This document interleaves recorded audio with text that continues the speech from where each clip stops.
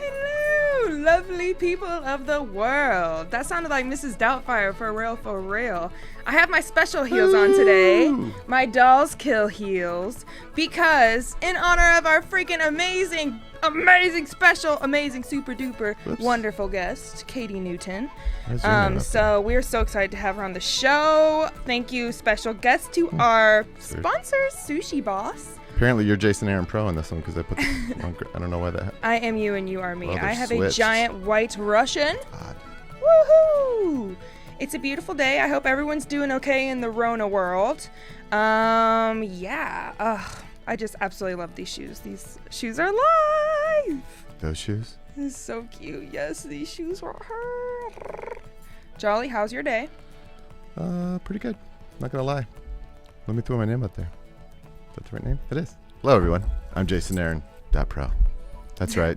I've rebranded to a URL. Type it in your browser. See what happens. Go down the down the URL rabbit hole with me. Welcome to another episode of the Renee Michelle Merrifield Show. We love our guests and we love our sponsors. Sushi Boss, they have the fattest rolls. Use the Renee code for 20% off. And Mandra D, get your wax on with Mandra D. All those ladies and guys, I know we out here needing it after this Corona situation. Jolliv? Yeah. So, wouldn't that suck to get your back waxed? What's up, girl? Back waxed. I didn't know if I said that right at first. Do I have enough? Never mind. I'm not even gonna. Yeah, you got enough, but I mean, I don't. Not going down that realm. What'd you say? I have enough. What'd you say that for? Enough hair.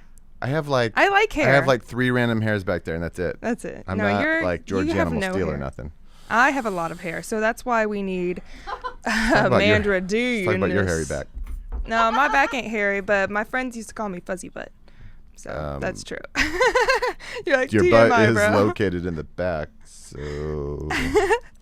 Oh my gosh. So yeah, my hair's doing crazy stuff today. Hashtag thank you, Melody, for always taking care of my hair needs. Check her out at Edie's. She's an amazing hairstylist. Jolliffe, is there anything else? I'm dying to get my girl up here. Yeah, there's stuff. Oh, what am I doing? Oh, I know what I'm doing. Okay, hold on. Follow us on YouTube. I'm just gonna do that over stuff. here. Oh, well, we should tell people. Tweet RMM show. We're having a drinking thingamajiggy Well, today. those are 2 separate, unrelated things.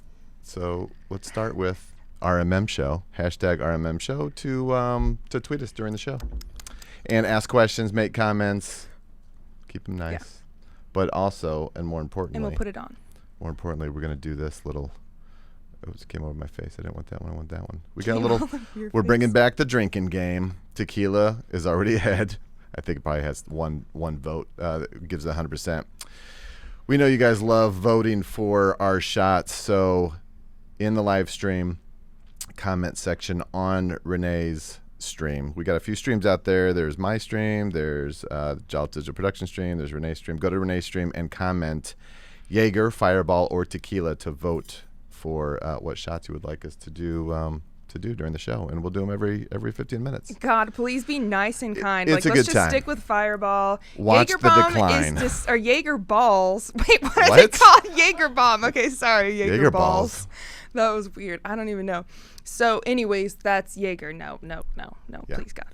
If you love me, no, vote for Jaeger. So don't vote for Jaeger. I like black licorice. I hate it. Ugh. So, without further ado. Oh wait, am I ready? Let's jam some music while I read this, Jolly, and we can welcome our amazing. Didn't know you wanted music, but sure. Let me just bring this. So back. excited! I don't even know. I couldn't even think of words to describe the most amazing person on the planet, the queen we all need. Y'all, Katy Newton was born in the Wabash Valley at 11:59 p.m. under a full moon on Halloween, my favorite literal day in the whole world. Literally. She is the second daughter of living legend, Spirit of Indiana University, and Eternal Alpha Tau Omega. I said that right, John P. Newton, and Leslie Ray Taylor, a tap dancing, domestically talented seamstress and microbiologist. She is the youngster sister of Jeopardy consistent, freedom fighter, and cake baker Dean Ann Newton McFadden Esquire, the wife of black metal and bicycling enthusiast, hardcore animal lover, and clinical trial professional Ryan Romack, and the mother of the pride of Wayne Township, Horizons program hero, and best boy ever, Jude Andrew Hall. I love her son Jude so much. He is a doll. Katy is a recent graduate of the Art Therapy Master's Program of Heron Art School of Art and Design. She operates from a solution-focused therapeutic framework focusing on the strengths of the individual rather than the weaknesses, thus empowering them to solve problems on their own. Katy believes that one of the best solutions to improve oneself is shifting the people, places, and things in it, and the arts that are perfect place to do so. She is a nationally recognized fashion designer and multimedia artist, specializing in creating wearable and three-dimensional works of art. Katy is a consummate upcycler and fashion show enthusiast, transforming found objects, secondhand clothes, and bodies into one-of-a-kind wearable works of art, which are presented through interactive fashion shows at unique forums. Katy's brand is conspicuous, authentic, creative, and inclusive. Her work is about supporting artists, self-expression, having fun, making new friends, and creating positive memories. Her work focuses on meeting people where they are, including them despite their perceived shortcomings. These are the principles that go into Katy's artistry in each of her events, strengthening communities and forging long-lasting friendships based on these core values for all who participate. Katy is a competitive table tennis player and yoga teacher. She currently teaches at Epic Climbing and Fitness on Sunday mornings and plays tennis tables anywhere and anytime she can.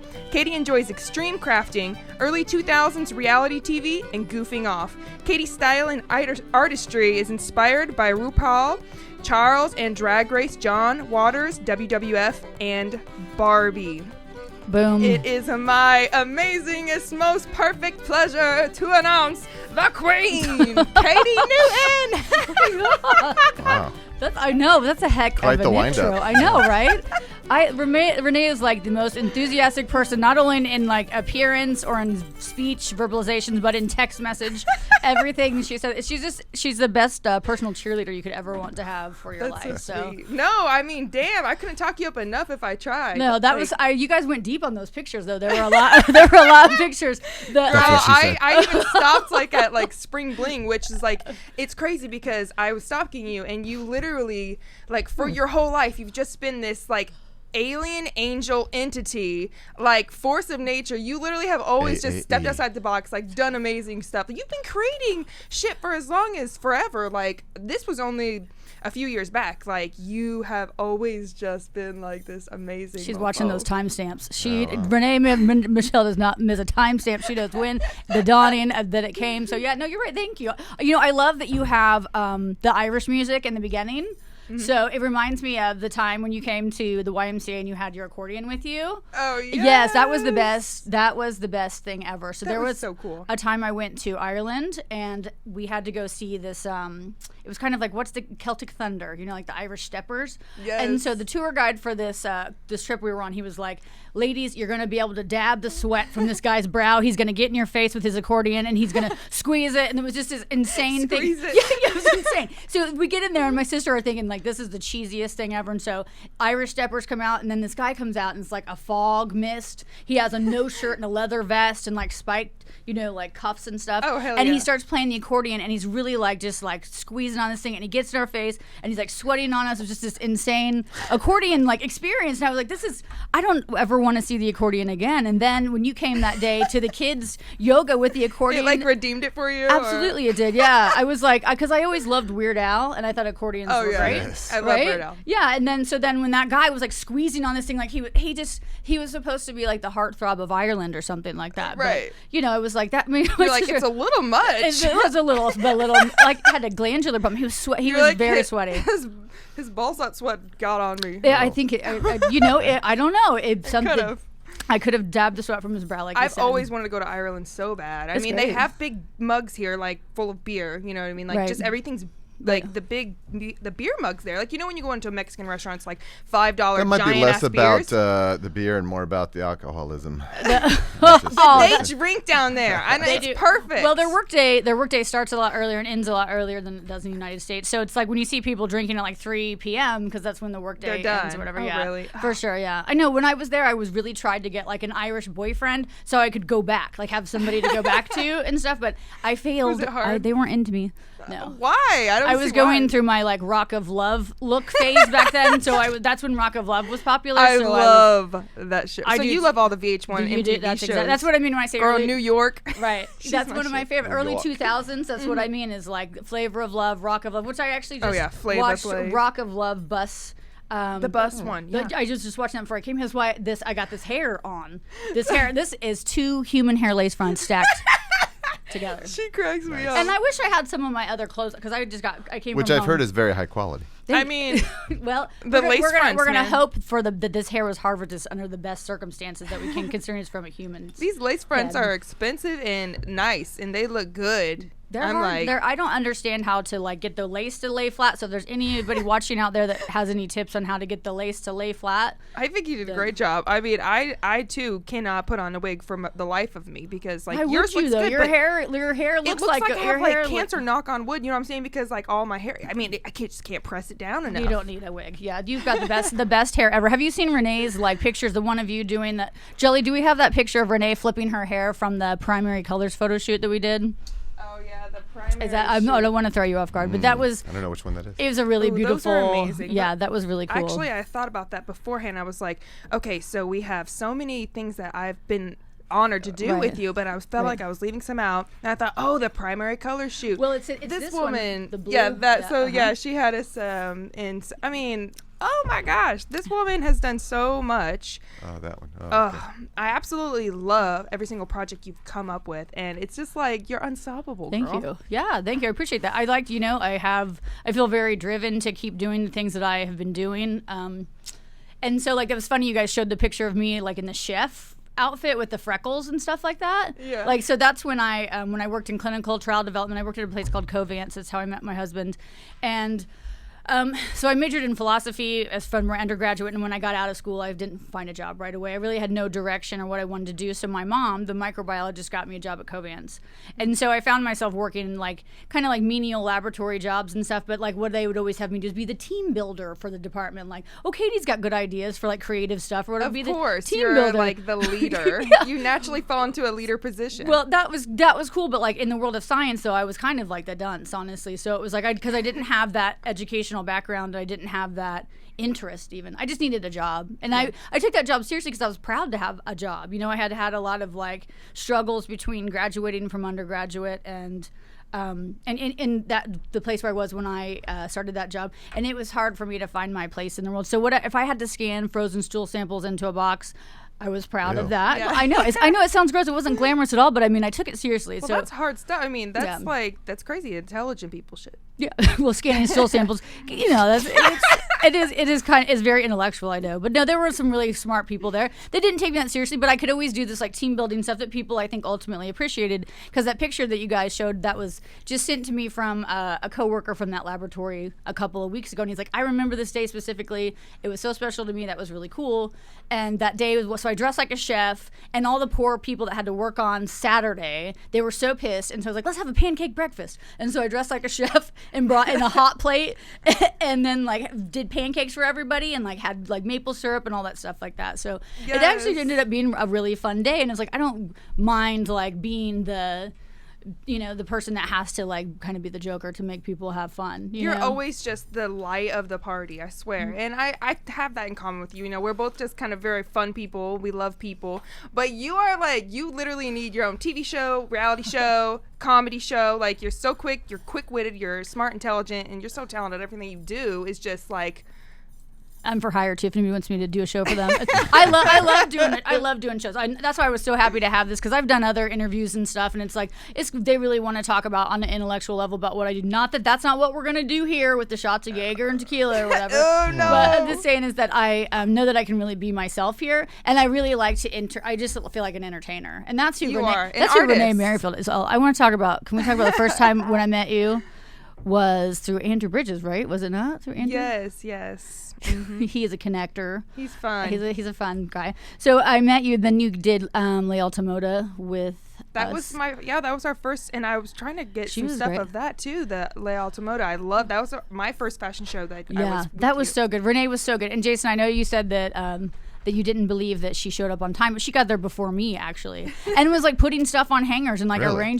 she didn't arranging stuff or whatever, like so naturally, like just acclimated to whatever we were doing as far as entertainment. If and fashion I can goes. help someone on your caliber doing the shit that you're doing, But I wasn't even on a caliber then. I wasn't. Yes, I was you not. was! No, I wasn't. I was just you didn't even know me. You know, you were like, I don't know.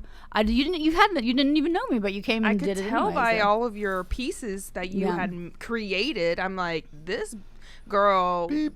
this bitch. No, she's talented. Well, I that was mean, cool. it's an honor to help you and do anything like that. It's crazy. I don't know how you run all these fashion shows. I mean, there's like 57 million things you're doing. You're like buttoning butts. You're like Yeah, button the sewing buttons. your hairspray. Suns out, buns out. And then I love your newest. I don't know if it's new. I know Sun's Up, Buns Up. but- The more hairspray, the closer to no, God. that is some biblical. That statement's been around forever. The bigger the hair, the closer to the Lord. My family's love always that. been like about hair and makeup. I know not all my cousins are like that, but like my grandmother was always like that. They always had. She's like tease my hair. She called it beauty operator. Like be the beauty operator. I mean, we'd be teasing the hair up and stuff like that. And that was always. I've always like when I had hair before I cut it off, like I was tease, spray, curl, like all the time. That's Right. always what it was. Tease gonna is be. life, Tease you is know life. what I mean? Tease is life. That's exactly right. So you tease it. My mom, she would perm our hair at Fantastic Sam's in Terre Haute, and then hot roll it on top of the perm. So it's like all that control. It's Double like curl. The control is like channeled into the hair. It's like you're gonna have an afro curl. Exactly, and it's gonna be controlled. It's not gonna move a fucking inch. So it's Absolutely love that. So big hair. So that's just what I was raised to know was good. But if you see my sister, she's a very natural beauty. She has red hair. Red hair, yeah. She does. Have you seen her? And Newton, I stalked her recently. Dean and Newton McFadden Esquire, who was on Jeopardy. That's amazing. Did she win some cash? Ooh. So it's 15 minutes after. You know what that means? Oh wait, Jolly, what? everything. Huh? Yeah, okay, Huh? all right, What? let's do it. What? Fix this piece of hair right here. Let's check. Let's see where we're at. Let's see if it's working. Let's see if it's working let's here. see. Is anybody Jaeger. Is anybody watching? Hello, everybody who's out there Everyone's watching. like Jaeger. No, Jason said, "What do you want? What's your favorite?" I'm really testing this. Because I will comment. Jaeger for us. and tequila is 100%. I'll How take does a that shot. work? I'll take a shot of inspiration, please. Oh, let's see. So what's that? Let me see. And Jolly, let's roll some video Hold footage too. on, What should we hold talk on. about? Should we talk about Midwest Fashion Week first? Should we talk about blush? I got it. I have a list. I love it. I brought And this because girl- I don't want to mince words. Like I find myself, I always like in retrospect, I'm like, I wish I would have said that. So Yeah. these are the things I want to say. Good. don't We've have got to to get do it all out. But I also want you to say. What No, I'm here just to support you, bring you up. You're freaking So it fantastic. looks like we're doing shots of Jaeger. All right, Oh no! this is funny. I seriously. All right, let's do them. Serve them up, Renee. Okay, Katie, what shot We'll glass do is these you? shots Look and at then this we'll cute continue the little pint conversation. glass, the little baby. Whichever. This is a band you don't know. This says Jameson, and this is Batman. Okay, so Is there anyone that's more you? I like the one with the gold trim around the This top. one? That one, yeah, I like that one. I think this plus one's my Jameson, favorite. it's good. It's The little one. adorable.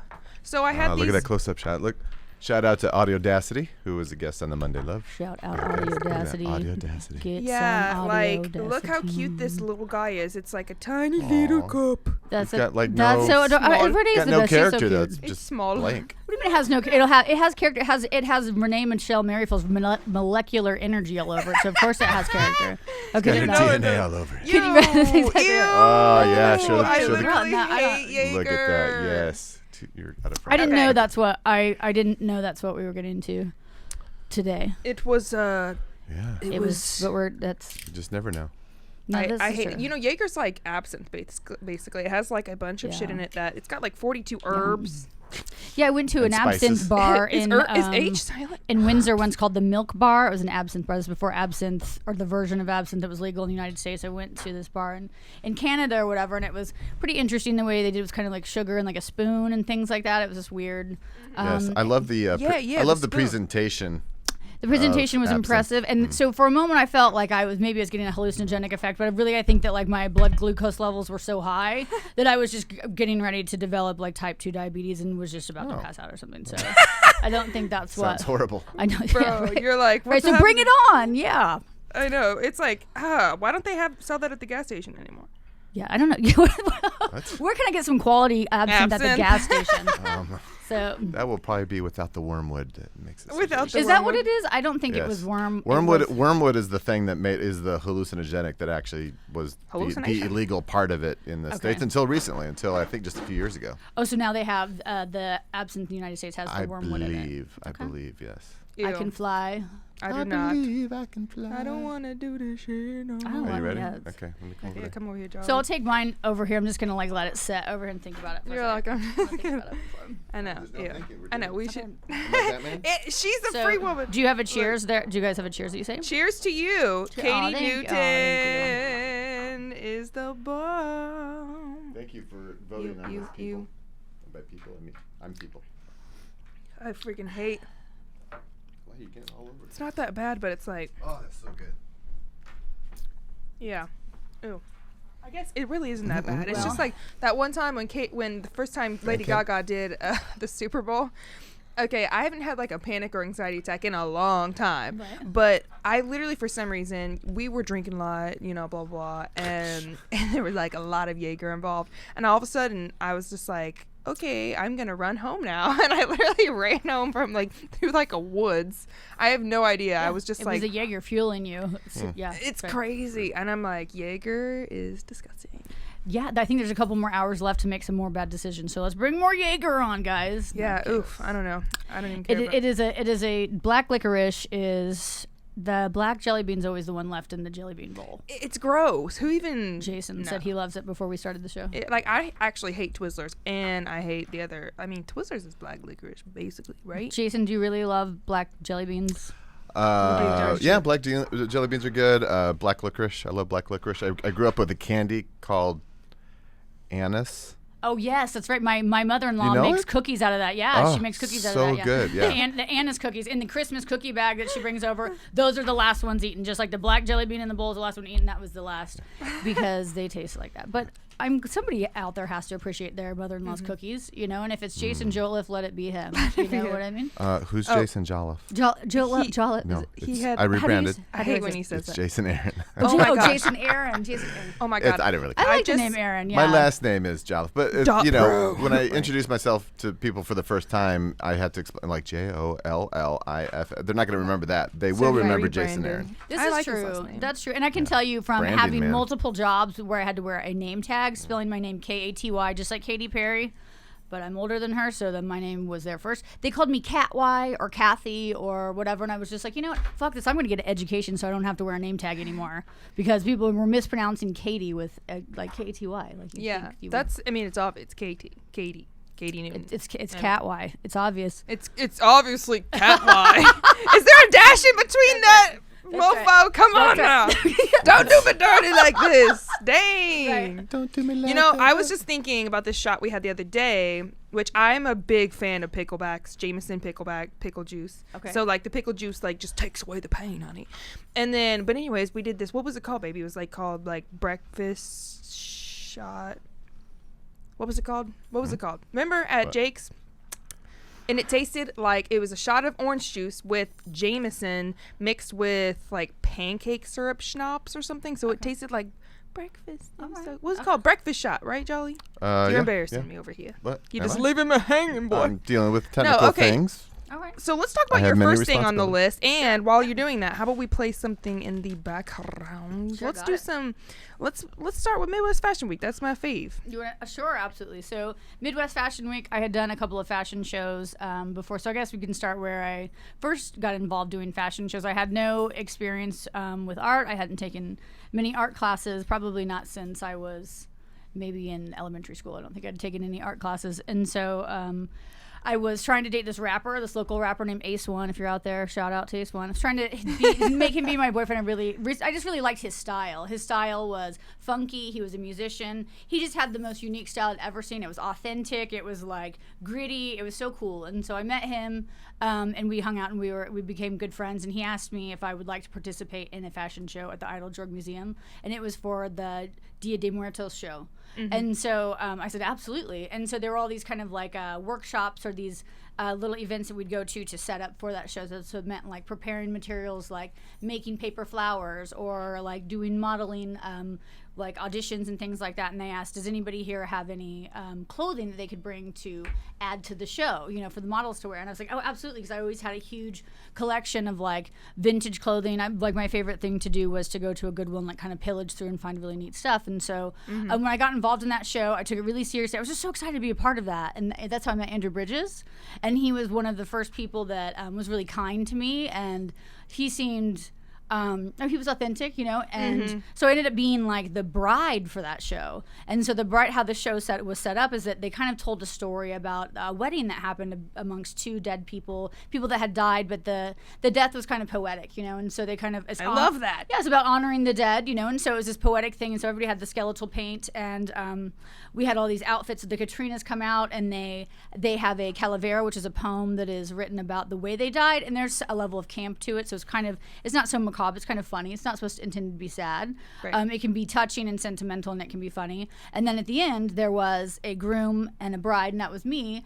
And we came out at the end and with my son. And I remember my dad was in the crowd, and he cried because he felt like, I know I'm never ever going to see her get married, and this is the closest thing I'm ever going to see to getting married. But he was also proud of me because he thought for the first time he saw me like with confidence and stuff, because I felt like I was finally amongst a group of peers that like accepted me, and then I could express myself and do something that was like glamorous and expressive and that involved fashion. And so that was really important to me. And I think that's as funny as it is that he thought I would never get married, and that was a funny thing for him to say, but it was good that he got to see me like that, because I always felt like unsure of myself because I didn't have I didn't have a creative forum to like express my creative energy. It just kind of like manifested into other stuff. Right. And then just the eyes of a father, anybody really, just be like, it's like, you want to live up to. I saw him on a magazine, Isn't he great? My dad looks like a Kennedy. He's wonderful, and I want to say my dad is like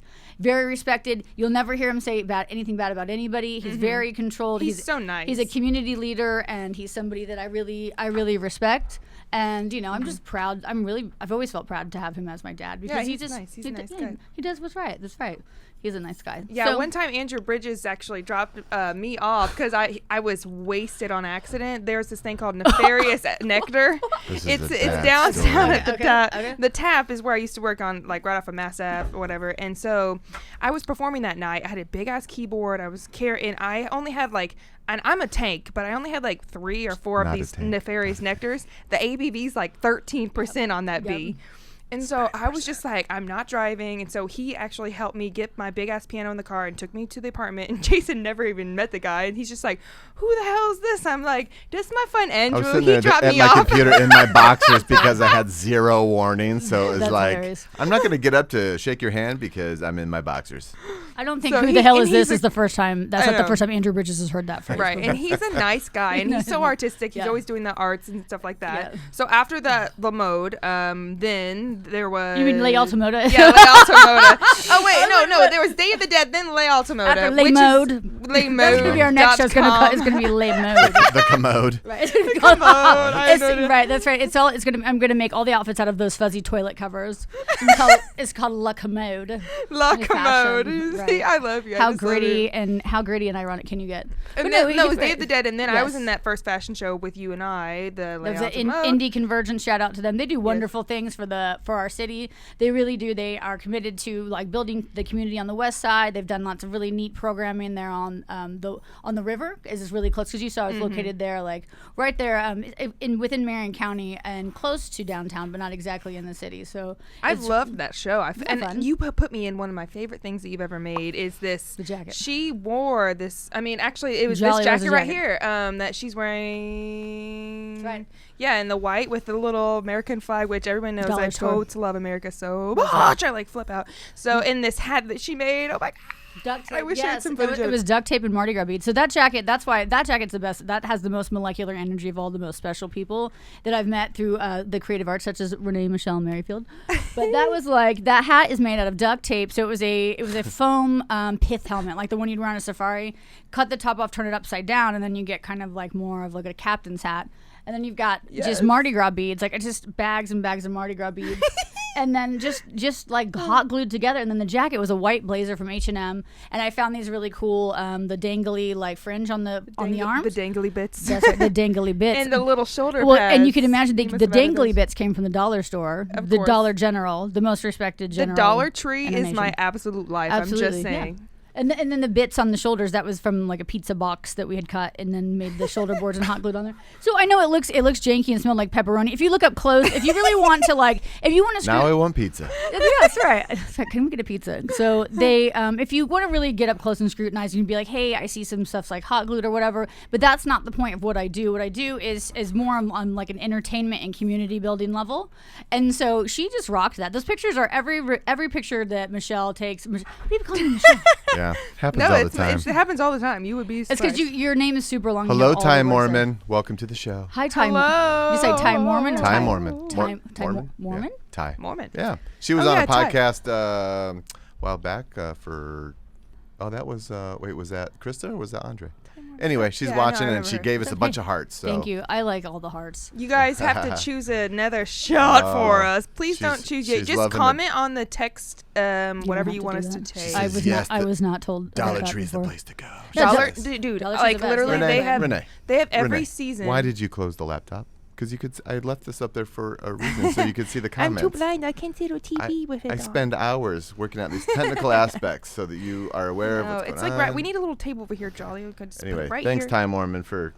Thanks, I don't know Tom. why. Thank you. I don't know why I Yes. keep saying her But first and Dollar last name all the Tree time. literally is the bomb. It is. literally, The bomb. like, last Halloween, was it 2 Halloweens ago? I don't know. I Yeah. lost track. But I come up in here, right? And they just are stocked with, like, and they have every single holiday. I mean, I don't know about, like, your kind of gig building amazing clothes, Hi, but Glenn for Bill. holidays, they have the cheap. I mean, No, but it's like about- yeah. $50 Yeah. items add up. LOL, LOL. Hi, Glenn Bill. We love you. Inspirational speaker, Grillin' Bill. Grillin' Bill? Grillin' Bill. Grillin' Bill. That's how you say Grillin' Bill. No, get Glenn Bill. No, the dollar store or the Dollar Tree is great. They do have lots of things, and that's the thing. It's like if you're paying too much. That's, okay. What's happening over there? If you're Is that a paying too lay? much, so like, I didn't yeah, see it that. came- You're it just came like from- pulling random things out of your. It came from your kitchen table, so I was committed to it. Now I feel differently. Wait, it's 7:30. We need to check our.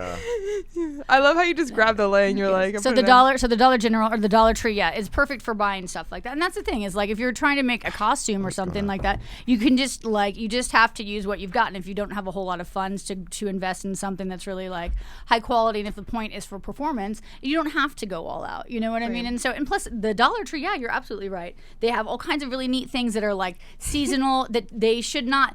There's no I company. just love you. Well, that's what I'm saying. There's no company out there that should invest in making a high quality like pumpkin for Halloween or like a high quality Easter egg. That stuff is seasonal. That's things that can be made quickly. It can be made very cheap, and you don't necessarily have to throw it away. You can repurpose it into like this beautiful look that we see here right there. Right. So that was awesome. You know, I actually had an idea before we show some. Well, we have to do our next shot, but before we show some footage of like the different shows that Katy has created, then I was thinking I made a folder in the Dropbox shelf called Katy's Creations. I think I want you just to click around and then real quick, and Katy will Oh, tell that us sounds like how fun. Yeah, what that's that fun. outfit was made of. That's not. Can we do that? Jolly. But I guess we should do the shot first because we're 4 minutes past due. You gag me with a spoon. Might not be working. Gag quickly. me with Let's a skip this spoon. one because Yeah, let's skip this one. I'm having some technical difficulties. Yay. Working out the nuances Fine of with the that. software. Sure. So what'd you want? What'd so you- pull up the Dropbox folder called Katy's Creations, Well, I and don't there's pull them like up two. from the Dropbox folder. I Okay, bring fine. them all into you the thing. So. you brought them in already. Just Yes. pick random things. Katy's gonna tell us what the outfit is made of. Okay, you had several Dropbox folders, so tell me which one. It's labeled. Katy's Creations or Yes, Fashion Katy's Show 2? Creations. Okay. Can I say you guys are like the perfect couple? It's like the exhibitionist and the voyeur together. Like they have the entertainer and the person that wants to capture it all.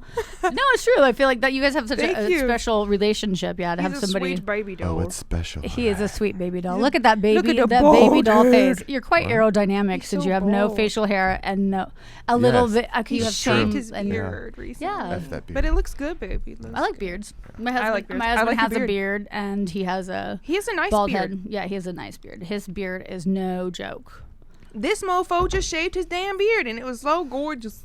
Gorgeous. Okay, so I remember this. Oh, perfect. I Chris mean, Duncan. you made. Oh, my uncle Chris Duncan. What'd he say? I would know if I Duncan. had. You would his know if open. you had the laptop You're related open. to Renee Michelle Merrifield. He says, He's I'm my going to an unkie. Oktoberfest party at Uncle Dickie's in late October. Can Katie whip me up a cool German outfit? Absolutely. I've got Lieberhosen on like deck, ready Don't to go. even Ready to Lieberhosen. go. That's right. You want Lieberhosen, you want like I don't know what else there is out there, but I can give you European vacation in like 30 minutes, you Yes. know. She is the queen boss. So you made both of these outfits. I did. So this is wonderful. So I want to talk about the model first. So that's Stephen Lane. He has a master's degree in library science, I believe, and you can find him. He's the person that hosts the drag queens that come to the public library and read books to children, which is beautiful to me. That's exactly what I want my child to see. It's just so great. And he's such a tender, wonderful person. The outfit, the thing around the neck. So my cat had to get stitches in its no. ass, and so it had to get one of those cones around its head. It was like a cone to keep it from eating the stitches. And so so when you or in his buttocks, is that No, it's But- fine. it I was just thought it was funny. in his kitty buns. And so when you open those cones are really useful because it's like an armature for something else, right? It's a structure that serves no other purpose. So it actually will fit around like a human's neck. So when you cut it open, you get this thing. So this was actually featured on what's it, Indie Style? What station does that come on, Jolly? That's Wish. Wish, yeah, Wish.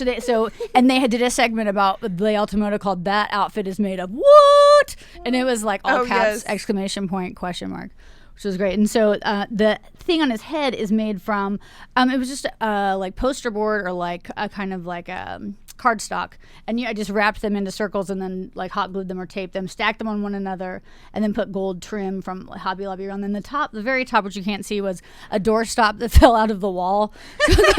So it's kind of like this like coiled brass thing, yeah. And then the things on the fingers were made out of duct tape, and then there was this wall art that for some reason, like all of the Goodwills on the west side have this piece of wall art that it's like wheat made out of like gold colored tin, and the pieces of wheat are like these like cheap like gold, I don't know, gold pieces of wheat or whatever. And so you can see on his fingers there, and I just connected those to the duct tape and kind of bent them, and they look like tie. Ram tie is the style of dancing that you see here, and it's kind of modeled after that scene in The King and I where they have the The King and Wait, I. the one with Yul Brynner or the other guy? I was one of the more important wives one. in middle school. I played one of like the top 4 wives. There's no doubt you'd be my top wife. You'd be the top if I did a production of that. You'd be the top so wife, many right? fucking Or you could be wives. the king. It doesn't make any difference. That you'd be the number one person there. So Okay, sorry to interrupt. That's and also this outfit walked in the Altamoda. Leigh Altamoda. Yeah. Say it with me together. 1, 2, 3. Leigh Altamoda. Yeah, that's right. So Yeah. So I mean, and they was fabulously gold, great. drenched in that gold. was great. And then he had 2 people with him. One was wearing the one on the left. You can't really see there. She's wearing the one that Emily Beats just wore in the Relate to Show. My she's prom slay. dress from junior high. in the Ultra Fancy 5000 Ultra show. Fancy I 5000. wish Oh, Emily she's was a slay. DJ. Emily Beats is the DJ? sweetest.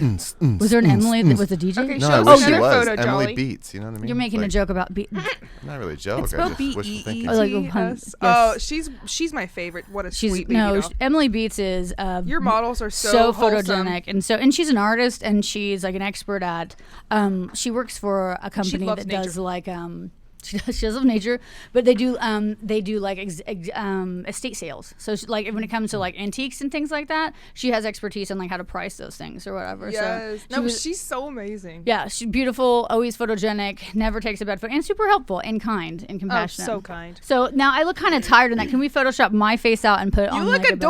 adorable, and you made this outfit on you. This No, striped no, jumper. I did not make that. I want to say that came okay. from Broad Ripple Vintage. They've always been kind I to love me. them. Everyone gets 20% off Absolutely, every day. they do, except for sometimes. They're brother and sister, right? They're the sweetest. They're partners. I believe they're partners. Okay. I don't, we're not going to speak. I don't know, but 20% all day, every day. So sweet. I love them. They are very sweet. And when I told them I was doing shows, she kind of like gave me some deals and stuff, and gave me a receipt so I could turn into my taxes and stuff to write it off. And like they're just very excited about fashion, and they're very awesome. excited about like what I do. Like they follow me on Instagram, and like I value what they say like so much, because they're such an institution in Indianapolis as far as like cool clothes goes. And those two, their story together is like so amazing. They're such neat people. Yeah, they're so neat people. I love them. I love going in there. I love literally spending my money at Broad Ripple Vintage. That's exactly right. Oh. And if I ever need to hear "Baby Light My Fire" by the Doors, I'm going to go there because I know I'm going to hear it. I love the Doors. Okay, show us some more pics, Jolly, and Katie Newton's gonna tell us what it's made up of. Jolly. Oh, that's my favorite. Yes, I the love geisha. her. Another Emily.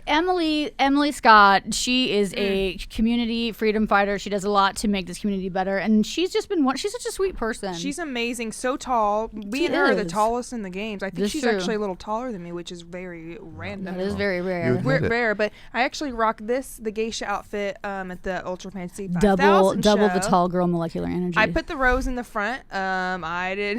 It was a quick change. I was like, I'm rocking it to the front. But no, Emily is a doll. She's getting married soon. I'm so excited for her. She's so exciting. Pretty. She came to the show. She thought she was going to be out of town, but absolutely love her. She's wonderful. Yeah, she's always been supportive of like not just of me, but of like all people that really want to get into that makerspace. I think she was one of the first people that helped open Ruckus in the first place. She was there. She painted some of those walls. Really?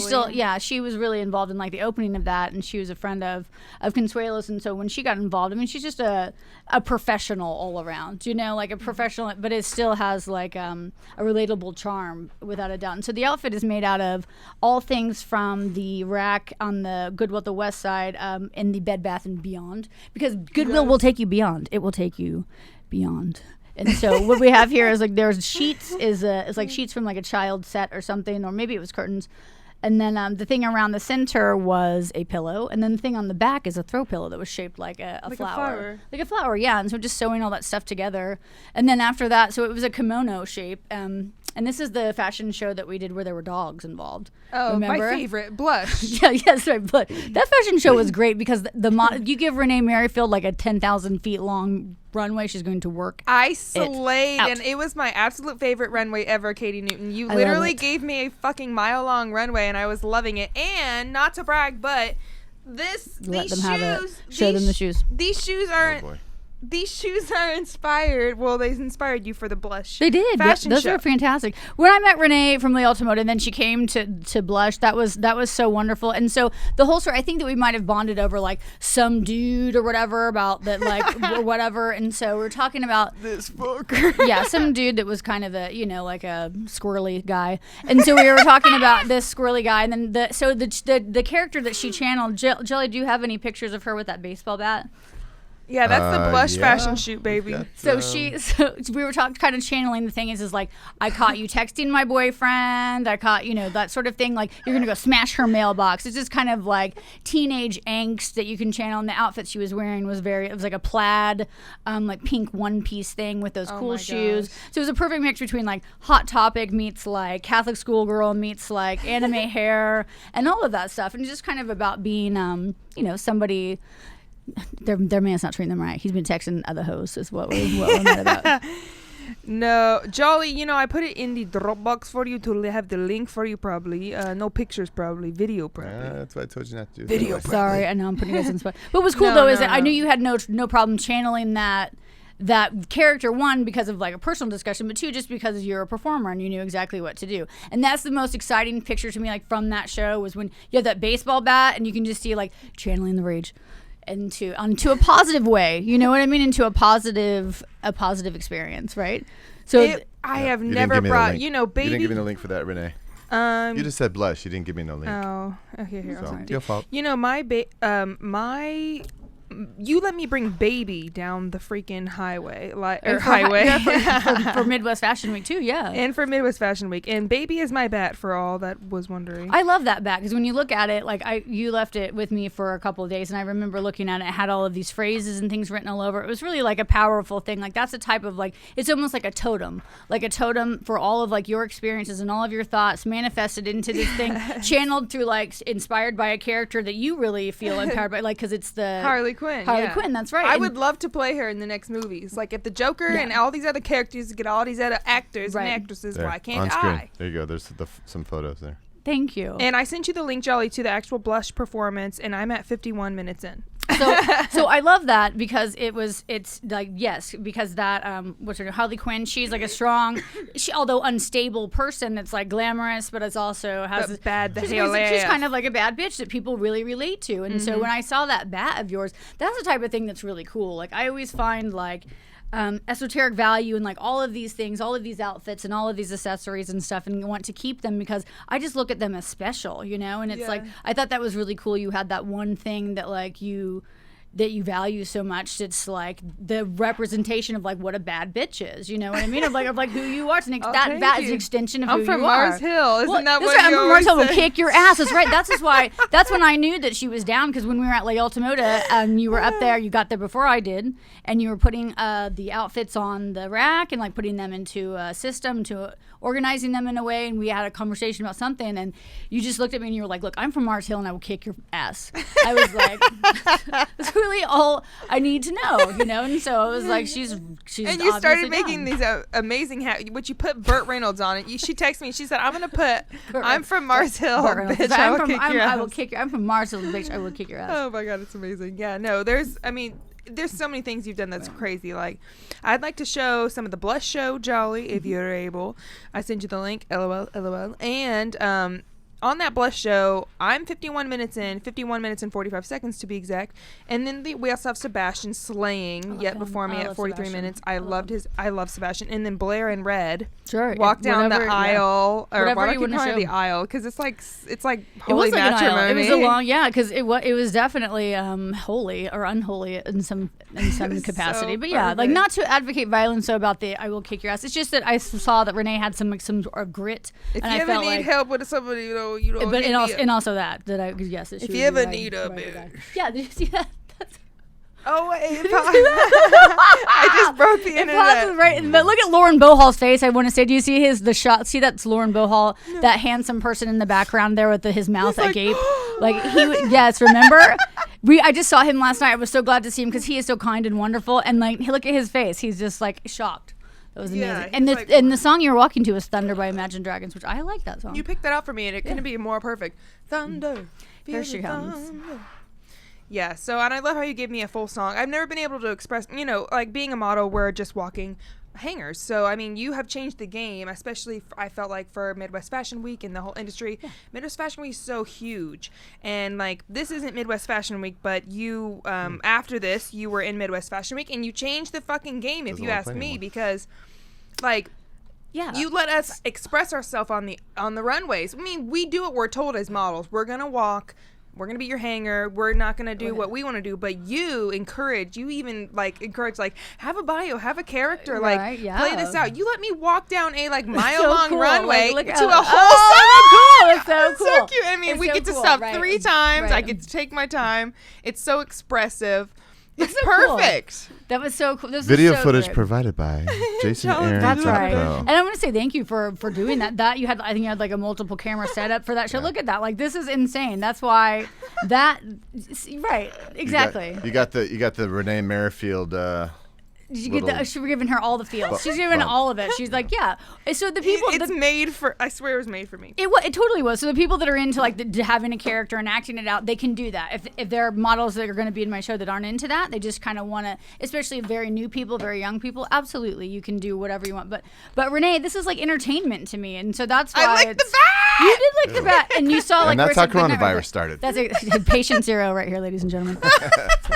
No, that was wonderful. No, that was great. It was wonderful, and you brought all your wonderful friends, Red and Blair. So I'll tell you about Blair. So the makers at Ruckus. That's at 3550, Joel, Blair and Stephanie. Okay. So the makers at Ruckus, they were me and my presence created kind of a little bit of a stir because nobody had used those sewing machines. You know what I mean? And I was like, let me showcase what this place can do, because they had like all these industrial sewing machines. I'm like, let me just do it. And so Consuelo gave me an opportunity to have that show. And so they were seeing people filter in and out, and they were like, are these people professional models? I'm like, you're going to be able to tell when the pros get here. And then Blair Lawson walked in, and they were like, okay, I understand who now, who is a professional model. Not that anybody else was not, but she just is a very, and, she literally moved to New York City. She's been there for like 2 years to be a professional model. Absolutely. So these girls like are both my best friends. They literally slayed down the runway. I know, oh my god, look at Little Red. Stephanie, where's she been? Like, where she has not been around at all. I wish she went silent. She's just a beautiful little Jesus freak, just working her life out and just living her life. And I'm so proud of her. Jolly, will you pause that so I can talk about what that outfit's made out of? So this outfit I actually created for Mary Fagdalin, who is she was actually in this show. Yes. She's a drag queen. I absolutely adore. So that dress, it was a blanket from Goodwill, and so one side of the blanket was fuzzy, the other side of the blanket was like silky, and so you did not. I absolutely did. So the silky part that you see, like, which is the top and the skirt, is the silky, and then the jacket is made out of the furry part. So I just separated the two pieces, and then made this outfit, and it was so cool. And she just did such a great job. I was so impressed with her, and it was just that storyline between those two, and then Blair coming in this like. So Blair, I have never in my life. Can we pause Blair's? So Blair, so that was. Oh, my sweet gherkins! I need my smelling salts. I'm getting overwhelmed by all of this like stuff. Nostalgia. Yeah. So this is really funny. So when I put out a shout out for like I am a new maker at Ruckus and I need materials, people came and brought me a lot of materials. They donated a lot of things and stuff, and there was this. I also would say that stuff to like my yoga class at the Y, and there was a mother-daughter, that were at my yoga class, and I said, "Oh yeah, you sew? I'm accepting materials." And this lady, she shows up with all this stuff, and she's like in my space. I'm like, "How did you get in here? This building's locked like by 3 doors." And she's like, "Oh no, somebody just let me in." And she had these materials that Blair's wearing, like the fringe and the pink and the belt, and like on top of that, lots of other things that I used. I'm still using today. That was so cool to see that, and so I just wanted to pair something in Blair and something that was like hyper, like feminine, kind of backless, corny, by the way. but backless. Because and that day she had got that big ass back tattoo. That's right. So, I mean, it's a huge tree on her back. I mean, this bitch she has a high pain tolerance. This is like Mia Wallace to me, like, and that little thing she's wearing around hot. her neck that was a donated piece of jewelry that's actually a compact that Vanessa wore. Nessa wore in the show in Ultra Fancy. Yeah, Nessa. Oh, she's slayed. But Blair, people were the storyline for these two was like this. It's like so Little Red was like the like kind of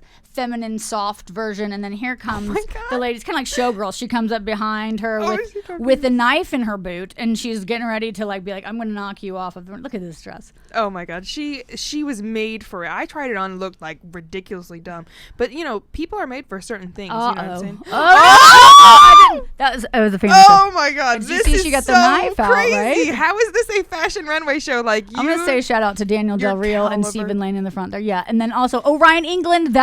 That's been remember Coco Poops. Yes, he's my Coco dude. Poops, he's my dude. He's always at all the fashion shows. He is a wonderful, beautiful guy. Check one to him. I know. So look at that. Look at her. Oh, Blair, you no doubt that she's a professional. But yeah, and Little Red, I just love her. She did such a great job. And she was a commercial model for years, professional model, but she stoops short. And so I'm like, Katy accept all shapes inside. Let's go. I don't care. So I had to get her in there because Stephanie is an amazing model. No, and look at those girls. Yeah. Okay, now Jolly, will you show Sebastian? He's at 43.20. Also, look at Lauren Bohol back there. I just want to say shout out to Lauren Bohol. Oh, he's a wonderful. Yes, I know. So that was when they like Renee shows up with like her crew. It's like, okay, these people have been in the game. This is not their first rodeo. I ain't gonna bring you some. And if someone's unexperienced, we'll make them. We'll whip them. You can bring me whoever you want. We'll whip them. I love how you would like ask me to guide the models. Sometimes you're just like, Renee, can you talk to these younger models? Yeah, like, girl, because sometimes they scared as shit. It's like you just need to walk at that runway, honey. But they showed up. You know what I mean? They showed up and they slayed. So they're willing to do. It's sometimes the really young babies that so impress me. Like they just come out of their the girl with the whip. She was probably like 17 in the show or 18, but the whip. She had a whip and it was like a pink show. I could have sworn, but she was so nervous. Are you thinking Midwest Fashion or no? Who? No, I think I'm thinking of Midwest Fashion Week, but she was walking for you. So let's talk about Sebastian. So do you see that vest he's wearing is made out of computer keyboard keys.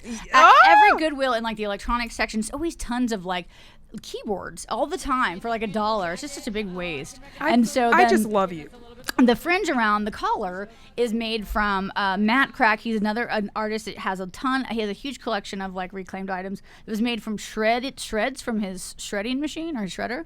And then the back is placemats. And then, so this is when I knew though, Sebastian, like I just gave him one thing.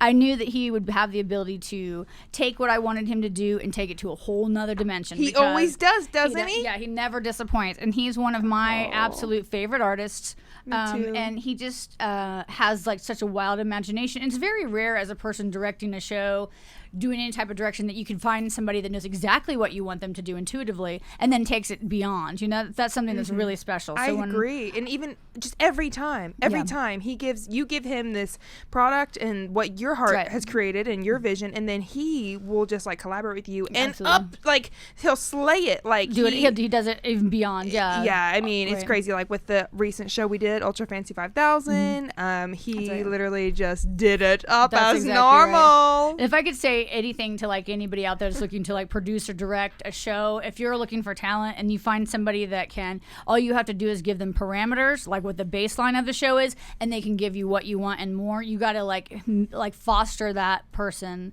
as a creative energy, especially if it's a young person that needs an opportunity. Just keep feeding into that, because those people are very special, and it's hard to find. That's so sweet. It's so true. Like, if you know, like those special people that just love your effing work. But I mean, like Sebastian is Renee Michelle Merrifield. I mean, I always say to you, Katy, what do you want me to walk in? I will rock any of your freaking things because they're all amazing. They were created by you. I mean, like people like Sebastian, though, he just takes it to the next damn level. He does. That's the thing, though. Is like I don't make things to sell. I just make things that I like to make them, and so I feel like I have enough things that my people can pick what they want to wear. What they want, yeah. What they want. So I just have a huge rack of things, like pick what you want. And then like there was a Andrina, she couldn't come to Ultra Fancy 5000, so she had Balin fill in, the one that wore the pink look. Mm-hmm. And so I originally had her in what Sabrina was going to wear, like the red look, and it looked okay on her. But she saw the pink thing and she's like, I want to wear that. And I had not anticipated anybody wearing that in the show, but she absolutely loved it. I was like, why wouldn't I let somebody wear one of my garments that they feel like sexy or empowered or creative? And so so she wore that, and she fits them perfectly. She rocked the house. It's crazy to see your outfits worn by different models. That's my too. Favorite part. Yeah, like especially the green sequence outfit. There's a picture. Oh my god! That's the best. I mean, everybody's you have like worn that outfit of the green with the green palettes, like Sebastian. Sleazy Nicks, Andrina, Christopher Dance. Yeah, exactly. I'm like, everybody's wearing that outfit. That was Christopher Dance. He's always like kind of your partner in crime when you guys do the talking on the microphone. He's a good partner for emceeing. We can kind of like banter. When I first met him though, before Layout Tomoda, he was like super fancy to me, because first of all, that party that we were at was like a fancy party. It was like a fundraising party or something. I kind of felt out of place. But I met him and I thought he was so fancy. He had like a black blazer and was like, because he's super handsome and like talented and like he's just sophisticated. And so I just thought like he was a super fancy dude. But then when I got to know him, he has a really goofy, fun side and is open to being like silly and stuff. So I knew that right away that I'd be able to be able to vibe with that. Absolutely to vibe your with guys' him, I mean, something I love about you is, well, I love everything about you, but like when you are emceeing the runway shows that you create, it's like so much fun. I mean, it really is like a community bringing together. I mean, like this is for the community shit. Like we all owe you so much. Like you give your fucking heart and soul, I mean, like to the community around us. Like it's crazy. I mean, and he matches you with that vibe when you guys are emceeing together. Yeah, he's good. He's a good father. He's a good friend. He's very helpful. But like as far nobody owes me anything for anything. Like I really like to do that. Yeah, right, motherfucker. You put your soul. You're right, motherfucker. I'm gonna buy you a mansion. I'm buying you a mansion, bitch. I'll take the mansion and all of that. No, I'm just I like something my dad taught me was like the happiest people on this planet are the ones that give back to their community. And I can say my dad will die a genuinely happy man, a person that feels good about his choices in life. And the more involved that I become and the more friendships I forge through the arts, the happier and I feel, because that's a genuine place to foster relationships, because it is a place where you can be yourself, right? Like if I met you in high school, I met you at a bar, I met you at a volleyball game, it's not the same as meeting somebody through to a creative event like that. It's a very special thing. And something special that I've seen that's happened since Ultra Fancy 5000 is all the new people that you guys didn't know before. You guys are all talking and commenting on each other's photos like, I'm so glad I met you. You're so wonderful. And that's what I want to do, is foster friendships for people through the arts, through these weird fashion shows or whatever, and having friendships like that and being included, because I feel like something I wrote in my notebook. So something I wrote in my notebook was I always had like a thing for like pageantry. I had a thing for like Miss USA pageant and things like that. And I felt like I was never be able to be included in that stuff because I had a big chip on my shoulder and I had a mistrust for authority. I just was like way too much of a punk. But like all of my cousins were in like pageantry and like, all that stuff. And I really liked the type of like glamour that comes along with that. But I just was not enough of like a good girl. It was like kind of like Tanya Harding. You know how she was the best figure skater, but they would not, because she had too much bangs and too much blue eyeshadow. They would not let her. Are you listening to me? No, I'm listening to you. Jolly, are you listening to me? I am. I listen to people out there. You listen to me. I had to put a little They say powder yes. on. No, girl, no. I'm kidding. You are that. You are that for real. No, Like, but that's damn. the thing. So yeah, so that was it. So I didn't have a trust for like authority and never really fit into those types of things. But I still have a lot of respect for like pageantry and glamour and that type of whatever. So when I said if I have a fashion show, I'm going to include everybody. I don't care if they have blue eyeshadow. I don't care if they're weird. I don't care if they're hungover. I don't care if they have a black eye. I don't care if they just walked out of jail. Like if they show up and they're willing to commit their time to doing what I'm doing. Because like the date, like for Ultra Fancy, there were people that were sad. There were people that had like lost their jobs. There were people that were differently abled, like the man that was in the wheelchair. In the wheelchair, yeah. There were people, and they slayed. Let me absolutely say, they did. And that's the thing. It doesn't really matter like what you look like or even where you are. Like I said, it's not about being happy. It's just about supporting people where they are, meeting them where they're at. And so when they showed up, there was a person that showed up to the Ultra Fancy that like we had like a big fight a couple nights before, and I was like, it wasn't a big fight. It was just kind of like, we had some differences, and I did not anticipate him being there, but he came, and he showed up and walked in the show, and I didn't care at that point because I felt like you showed up and you're here to support. You took time out of your day. I don't care if you show up and you're not feeling well. I'm still going to like let you be a part of what I'm doing because it's about me supporting you and meeting you where you are, and that's how people come back and are willing to do things for me because I don't treat them like shit when they show up not looking like $1 million. You know what? Katy Newton for president. Fuck this shit. Seriously, what in the hell, girl? Well, I love how I know you've always been so just accepting of every single person, and I adore that quality in people. It's so rare because it's such a weird time. And yeah, of course we want to spread love, but to be like a true lover of people, of all people, it's like, girl, you just breathe that. Yeah, it just comes from like, I don't know, if you're being rejected from like mainstream things and then not wanting others to feel that and also giving people a venue to express that, so that's it's amazing. It's amazing. You're perfection in a bottle, honey.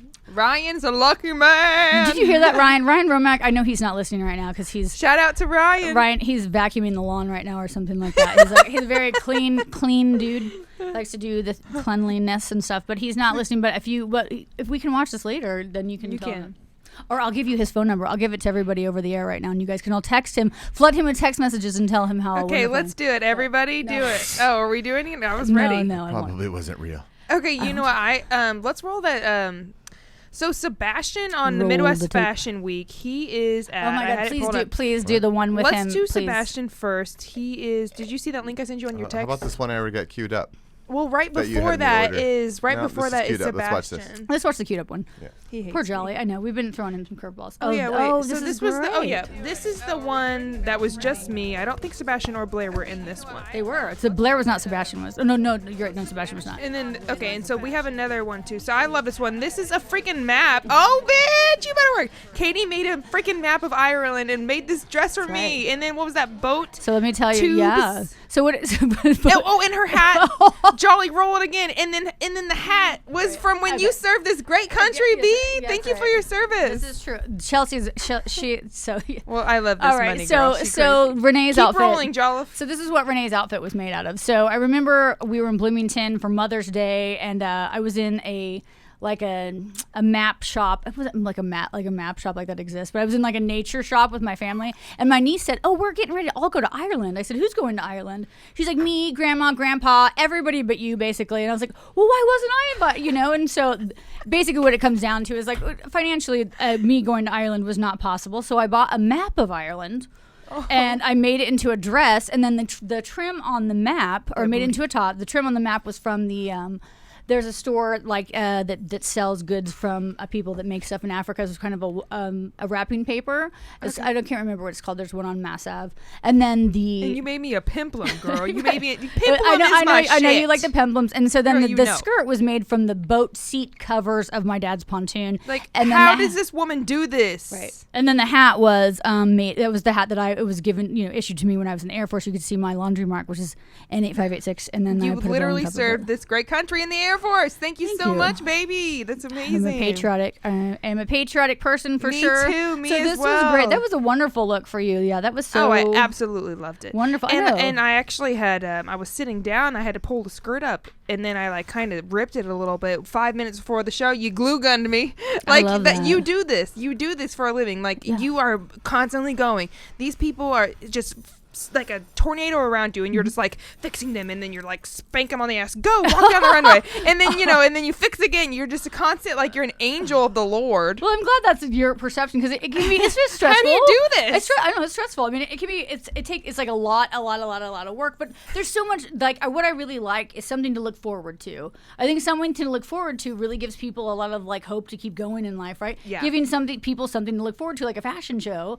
That's like something I look forward to. Something like all the people that are involved look forward to. Like that's something that is really a positive thing, especially in like today's environment. There's not a lot of things that people are looking forward to. Actually, the opposite. People are thinking that like it's going to be like doom or something. Especially right now. Absolutely. But on like a micro level, if you can make the people in like your friendship circle happy by giving them something to look forward to, like something small like an alleyway fashion show, then I think you're doing good work. You know what I mean? Like who are you? You're such a fucking angel of the Lord. I shouldn't say fuck and Lord in the same sentence, but Jesus. I don't know. That's just you are an angel of the Lord. I've already decided. Jason, help. I don't know what to say. Do you agree with that statement? Yes, agreed. I just nod your head and say thank you. Thank you for saying that. No, that's a wonderful thing to say. No, I don't know what that means, but thank you. You're so positive, amazing, an amazing friend and human, and you're so talented. I mean, all the stuff you've done is just amazing. Like, you have so much under your belt. I mean, I had to play these pictures, which I only got a few years back. Literally, I had to play them at like a millisecond, for the intro pictures, like boom, boom, boom, because you have done you have created so many outfits, hundreds, thousands of outfits. Yes, I have, because I love making stuff. It makes me happy. It's like, I doesn't want to say that I'm making things to like, I've made things to the point where like I'm ignoring other facets of my life that need attention, right? Like this is true, I have, and so there has to be a balance. But like I already had such a huge collection of clothing before I ever started any of this stuff that like it's justifiable. Oh, there's that look, I love that. And this is Computer Love is his name with a K on Instagram. He walked with Baby. My bad. He did. That's right. And so Baby came down. Him and his partner Jocelyn, they walked in both of my Midwest Fashion Week shows. And that jacket, was just in Ultra Fancy 5000. And I'll tell you about, Jolie, if you can stop it to where we can see the back of that jacket. The back of the jacket, the skull that's painted there, was actually a 3-dimensional piece of art I made for Daniel Del Real's Zompotli show at University of Indianapolis, where he featured a bunch of different skulls on a wall. And that's the first piece I've ever had that was ever in an art show, ever. And it was really interesting to see that. And so then Lewis, Sweet Lewis. Oh, Sweet Lewis. Sweet Lewis, he turned it into a 2-dimensional. He's quite the painter. He painted that on the back of the jacket. He painted your damn jackets. It's great. He did, yeah. And so when I talked to Computer Love here about kind of what I wanted him to do, he pulled no. I mean, like, he spent all the time on the runway. He was probably on the runway the longest, and that's what I wanted. And there's like, Baby. Yeah, he's like the gatekeeper of like all of this beautiful femininity is getting ready to come down the runway, because I don't really make men's clothing. I don't enjoy men's clothing. I don't feel inspired by it. And that's his girlfriend. No and offense he passed to the men's. Baby off to his girl. I love her. She's so beautiful. Yeah, they walked in the. They walked with Baby. I can't get over it. Baby. They walked with Baby. Did you? They walked Baby with Baby. is my bad, and Baby is the shit. No, I love that. That was exactly right. So because they're like a team, right? And so they have the same they have the same like they can fight against the same things together, right? They're a creative team. And her outfit, I wore some of her outfit. The bottom part you made out of tires. Bicycle tire tubes. How in the hell does this woman do this? So the top was made out of like canvases that were painted a long time ago, and then there's our girl Mary Fagdalin. Oh yes, let's talk about her. So Mary, my God, I love her. So this is what's good about having drag queens in your show is that they know how to perform and do a runway. Oh my gosh, yes. You know, they have confidence. They have all. Can you believe that even happened on Midwest Fashion Week? Like you changed the face of the future. I made the jacket out of. So the base of the jacket is tire tubes. Oh, and then the jacket itself was made from fabric from Joanne, and then the skirt from Joanne herself. Joanne, the actual Joanne that founded Joanne Fabrics. I just want to say me and her like this.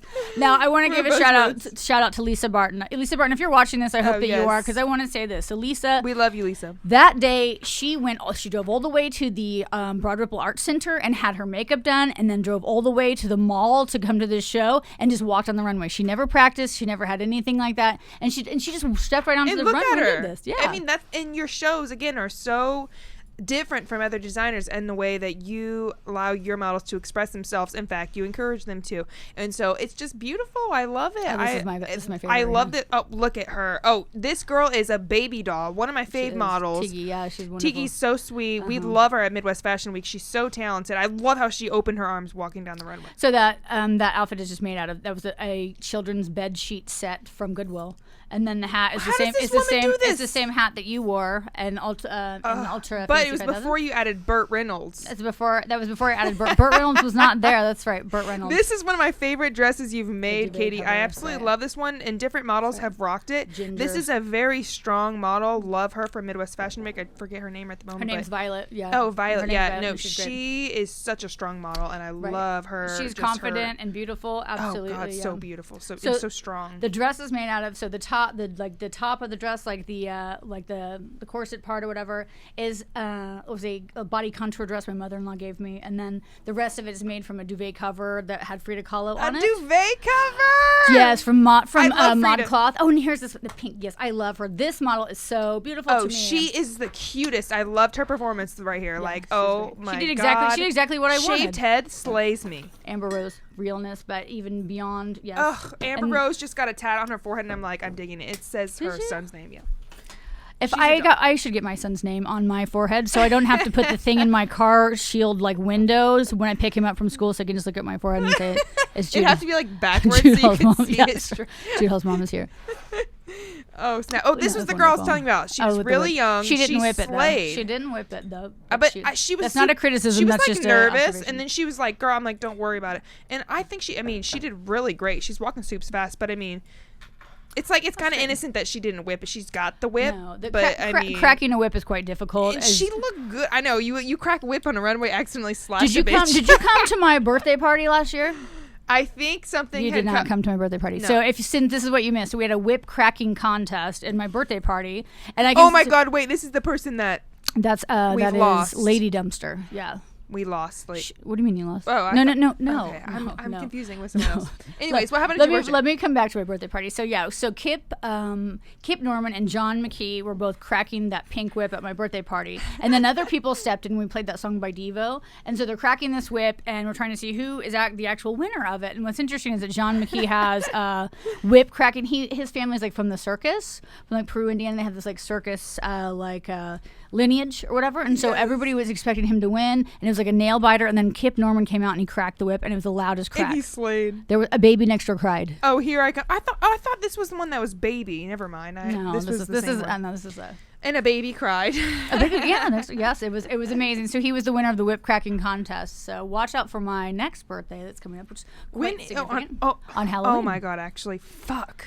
Your birthday's on Halloween? It is, yeah. I'm having a huge ass Halloween party, but you're probably gonna have a birthday party on Halloween. Is the party Can I here? throw you a birthday Halloween party here? Yeah, sure. Because I go all the fuck out on Halloween. I literally lose my ball sacks. I'm already tripping. Emily Scott is watching. Hi, Emily. Oh my goodness. Oh my goodness. Let's talk about. Can we get an Emily Scott clip? And she was walking. Oh, she was the last one on Probably this coming, one. Isn't it? No, she was the very last one. She was so epic in this. The last one, as always. So Emily Scott. Like I said before, she is a huge community supporter of the arts, and so lovely. She's getting married on Halloween, she says. And you're on Halloween? On Halloween? That's so Unholy Matrimony. That's that's our girl, wonderful. Kwani. Kwani Star. Oh, her baby is to die for cute. She just had a baby and it's so she looks cute. hot. She did that little basketball. She thing, literally like, did the basketball improv that. slay. She's wonderful. She is like sassy. She's like everything. She was another person that I met at the Midwest Fashion Week auditions, like where they cast the casting call. And where you saw her, yeah. I did, and so it's like She's awesome. So when I had models come down the runway, and if I liked them, I asked them to tell me a joke because I think that personality is also a part of what. And she had a Lindsay? joke. I would not have. Yeah, she's wonderful. Oh, Lindsay is everybody loves her at Midwest Fashion Week. She Right. always walks for She's great. Katy, aka Bernie Martin. Absolutely. And she's just a slay queen. So She's Lindsay always also so works good. for the Indian Recycling Coalition, and she actually nominated me as one of their recycling rock stars for this past year. And so it was too bad because the big event had to be like digital, or whatever. But they put all these efforts in to make this really cool digital event, and she was the one who nominated me, and I was really impressed by that because I thought that was cool, And I think it's great that she is into sustainability and that she is an advocate for recycling and for Oh reusing yes, fashion I didn't know that materials. about her. And then there's Tate, aka Sleazy. That's right. So And he just looks so masculine and hotness. I can't believe how many looks he can rook. he's wonderful. So Girl. that Oh, he licked the X. Everyone's licking their honey. blades. the vest That is is the vest hot. was made by Michael Williams. Oh, here's Emily's There's daughter. our girl. There's our girl. So Emily, bless her heart, look at her go. So she's Oh my she's God. wearing Goddess. placemats on her head. They were unraveled. They were like corn husk placemats. When you there's unravel them, Tate, you get this Tate's. kinky type of stuff. And then the I outfit. can't believe the bottom and just she looks so amazing. Well, so the outfit is And the hairpiece. made from bike tubes, and that's what Sebastian wore in Ultra Fancy. And then the bottom was just a crinoline with a shower curtain like connected to it. in or the whatever, headpiece, so. paper. No, it was made out of placemats that were made out of corn Oh, husks. just cut So when up. you like you unravel them and it kind of gives that kinky like stuff. So but yeah, so she's wearing what Sebastian wore in Ultra Fancy, the bike tube thing. My absolute queen. That's so amazing. And your models are so great. I love them. There's one more Midwest Fashion Week show I want to have. Jolf, do you have it pulled up? Because I can send you the link, baby, if you can get it. Hold on, it should be this one right I here. mean, we've shown This one's both. just me. No, you only showed one because we haven't seen me slaying at Midwest Fashion Week with baby in my hand, slashing This the is true, runway yeah. when his ex was the host. That was funny. And I was like slaying on the runway with baby and I was like Yeah. smashing her up in my mind. So, okay, hold on. So here we go. Whatever it I takes have to it get right you here. there. When was that? Because I have. That was like the I spring. have it. Yeah, if I don't you- want your link. I want to play it off my computer. Well, it was the previous Midwest Fashion I feel like I'm Week. getting ready to be in the middle of like a marital beef right now. It's Spring? better if you just pull up the link. No, it's but right it's here. really not. I wish you did. Love me. Is this it? This is it, isn't Hold it? on, is this it? That's the one, yeah. That's the right Okay. fashion show, and so I believe that There we Renee's go. right after Sebastian. You don't know this? Yes, Look at yes, I'm Kelly. right. Okay, Kelly Meyer. yes, this is the right one. Oh, I love that. Wait, didn't we just play this one? No, we did not. Okay, yeah. So Kelly's what a doll, talented baby doll. I mean, I'm so glad she was walking in the Midwest Fashion Weeks.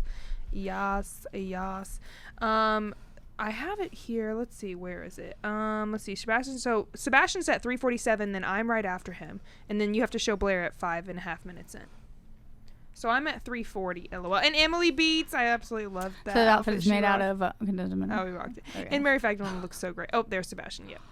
It's Quanny Star. I love that. That's one of my favorite outfits I think I've ever made. Is that red vinyl with the leaves? And here's Sebastian. I rocked that one time. You did at the Harrison Center, yeah. So Sebastian. So Sebastian this, on so, this? I can't. Right. So this. Tell us, Katy. So this is something that I made out of upholstery fabric, along with some like the teal accents and things like that were given to me by Dye Pure Designs, which was a maker at Ruckus.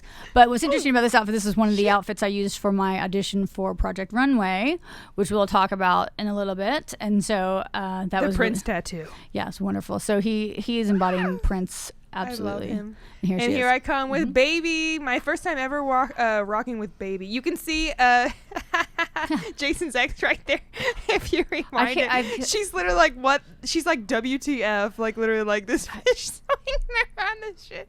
Who cares about her? We're talking my about you, God. right? I know. Right. Yeah. And I, they always have. I'm blessed. Like Midwest Fashion Week, they loves me. So there she. Oh, we just passed her. So, anyways, they had me, and so Blair Baby is at 5.5 minutes. Well, let's watch this though. So this is Tatum. This so. was one of my favorites that you made. She with the headphones and her hair and like with the what's it called with the booty out and the they're straps. called chaps. The chaps, yep. chaps. Mm-hmm. I love those. And they're purple. How did you make that? So I made those out of upholstery vinyl, which I was somebody donated that to me at Ruckus, and then tire tubes was what the fringe was made out of. So I love this girl too. Steampunk, very steampunk looked. I love the steampunk. Yeah, look. the leather skirt was made out of a vest from Michael Williams from Calavera, Toolworks or whatever, and then the patch on that hat was from my BDUs when I was in the Air Force, and then those goggles I made in metalsmithing at Heron. So I believe her name is Nikki the Prototype. And yeah, a little spin. She had good leadership skills. She was able to do kind of like what you do, is kind of like help people and like organize things. Now here's Blair. Oh my God, this is my favorite thing you've ever done. Probably. I don't know how you create tire tubes and put this on. Oh my God. Okay, so Blair was originally gonna have what in her boot? A knife, but then they made her change it. No, I didn't. It wasn't there. I just didn't know if like you could have weapons. I didn't think it was you. I think Pilar was like, nah, B. Someone was like, nah. So she put a little flour in her boot and threw it on the end of the runway. That's right. That slayed So you've me, got bro. Coke tabs and you've got like bicycle tubes and all the things like I that. literally came with that. That looked beautiful. And now we have the beautiful Rachel Madison, literal indie legend, makeup artist and model. Absolutely. This girl is now teaching how to pose and doing modeling workshops. Yeah, she should be. Rachel Madison She's she's a professional. Like I met her through Warren Beale, who was I believe her art teacher at Decatur High School. Oh my God, she's and when she showed up to audition for the Altamota, like she just looked like a professional. She like carried herself like a professional. That's probably before you knew like all that she does too. I knew it. But then she did all the makeup for the Altamota, and then she performed in that show, and she did such a great job. And there's Emily again. Emily Scott, if you're still online, shout out to Emily Scott wearing a gas mask. Girl, I would have died. Absolutely. No, that was good. This is my favorite thing. Oh my ever. God, Like, she's so beautiful and tall. No, I and have slay that. An obsession with gas masks for some reason, but Me that too. was really neat. It was kind of like a somewhat political piece, kind of thinking about like just destruction to the environment, destruction to our country. But did you see her at the end with the fan? Absolutely, she did a great job. Yeah, slay machine. it's Kelly, And there's everyone. Kelly, Emily, wonderful Emily, Violet made a dress made out of paper. Mary Fagdalin. That's exactly it. Oh yeah, no. And your models. I mean, look at this personality on the runway. Oh my God, I can't. I wore that one time. Remember that one that with the paper. You did for a school a school project. That's right. So you guys came to do the school thing for when you guys were taking selfies. And there's like kids like, everywhere. Out oh, in the me and hallway baby. stuff. Fuck me. Obsessed. Oh, Blair, my girl. Hey, Rachel Madison, my girl. Emily, my girl. And Katy Newton, who's my favorite human in the planet. Bitch! Emily says the gas mask was foreboding of the pandemic life to come. That's exactly It was right. foreboding. That's exactly right. That's right. It was foreboding. That's right. That's destruction. That's what it brings. It brings where you can't even like breathe without an did this to apparatus. us. I did not. You're a slay machine Thank queen. I love it.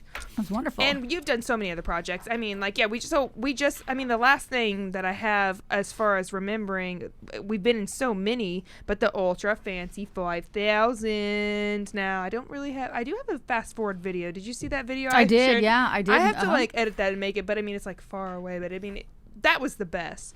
Katy Newton, talk to me. What's on your mind? I got you. Yeah. So what's some more things that you want to talk about today? Oh, now she whips out her book.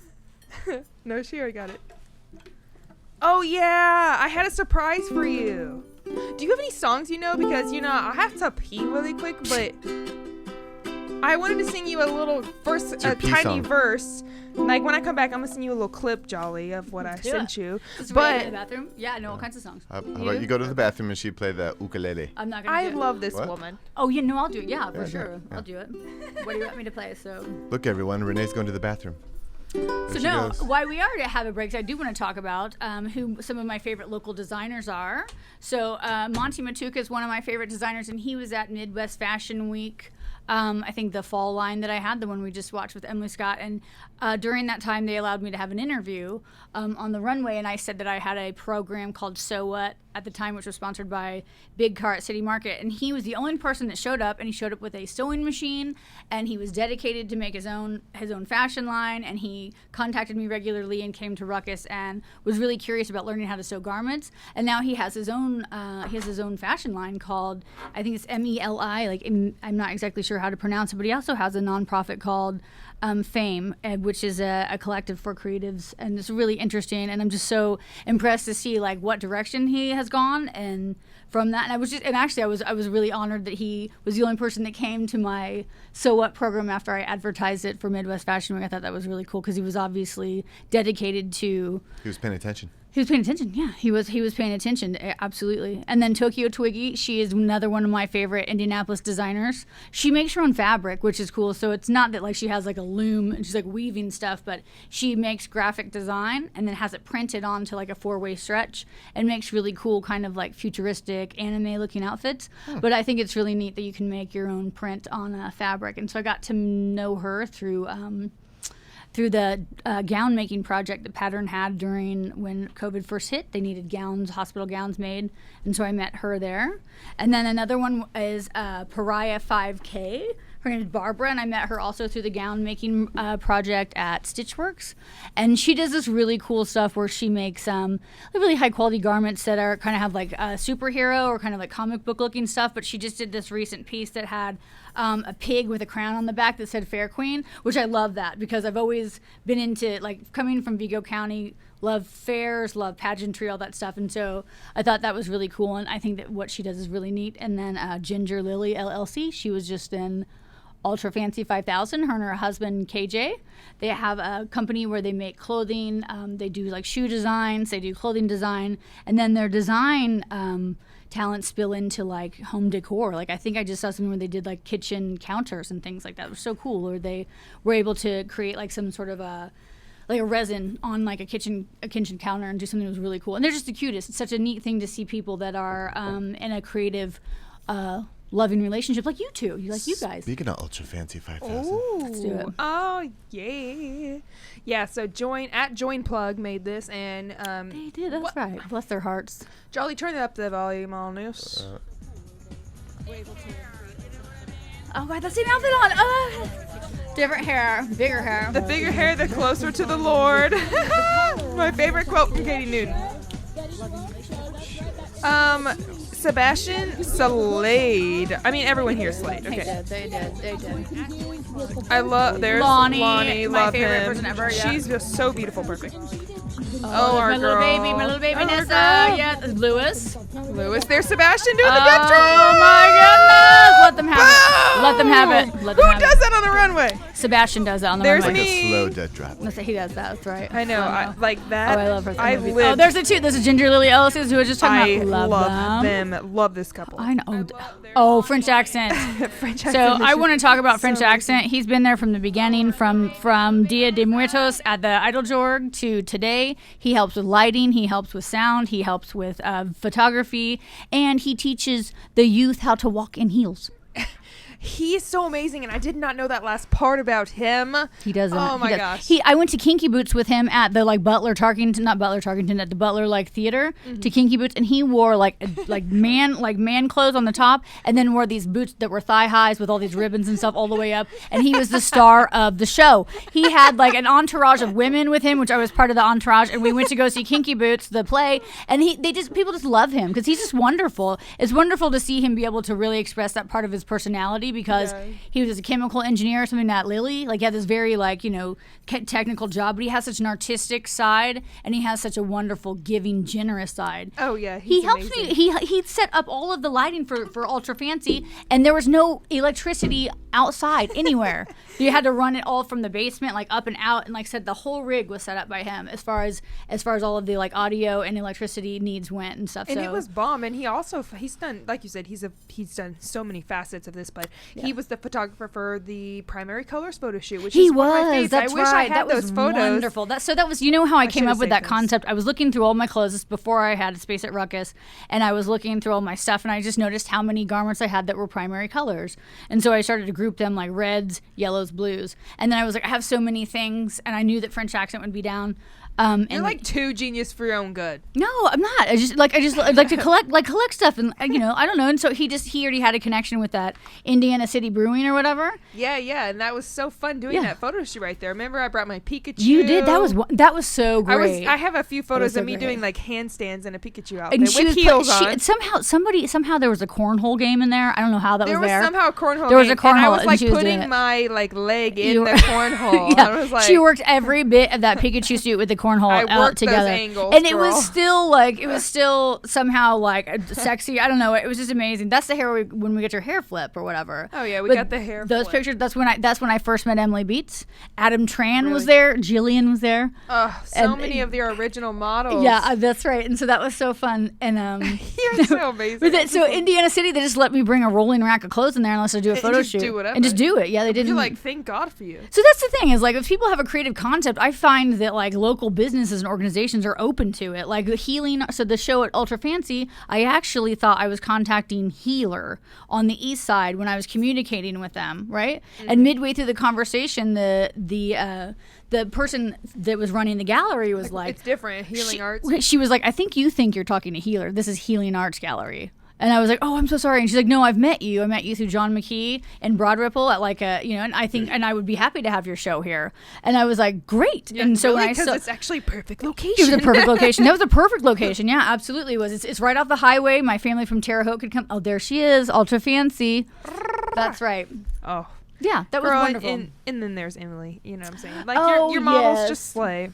I mean, know. you have a gift for picking the great model, and this couple is adorable. And not even, they don't have to be like, so there are some people in this show I've never met in my life until this show, like some of the younger folks that were there. They've Yeah, never, you had some younger kid baby boos walking, and They I were was never- like, yeah. Right, they were never had any experience like that, but were very enthusiastic and grateful for the opportunity. And so Yeah, the young babies, like the literal, like Yeah. like the 10-year-olds Like- that were walking, and Oh, you're talking about those, the actual babies. Yes. the actual babies. So those they were- were so those were nervous. like, They're like, yeah. I'm, Just calling I'm about everyone to a baby poop doll. myself. That's right. I'm like, just work it, girl. Those Don't are being worry Christopher's about kid, and then Christopher's girlfriend's child. Her name is Alice, and she was actually the She's one that sweet. was like, I really want to be in this show. She said the night before, she's like, I got to get plenty of sleep. I got to like make sure everything is good, and she took it very seriously. And that's like really like as serious as I don't take all of this stuff. None of this stuff is that serious. When somebody takes it seriously, it You kind appreciate of I appreciate it, yeah. yeah, because it's like Especially like a baby doll, yes, 10-year-old. isn't that wonderful? And Jude had practiced. He wore those big like.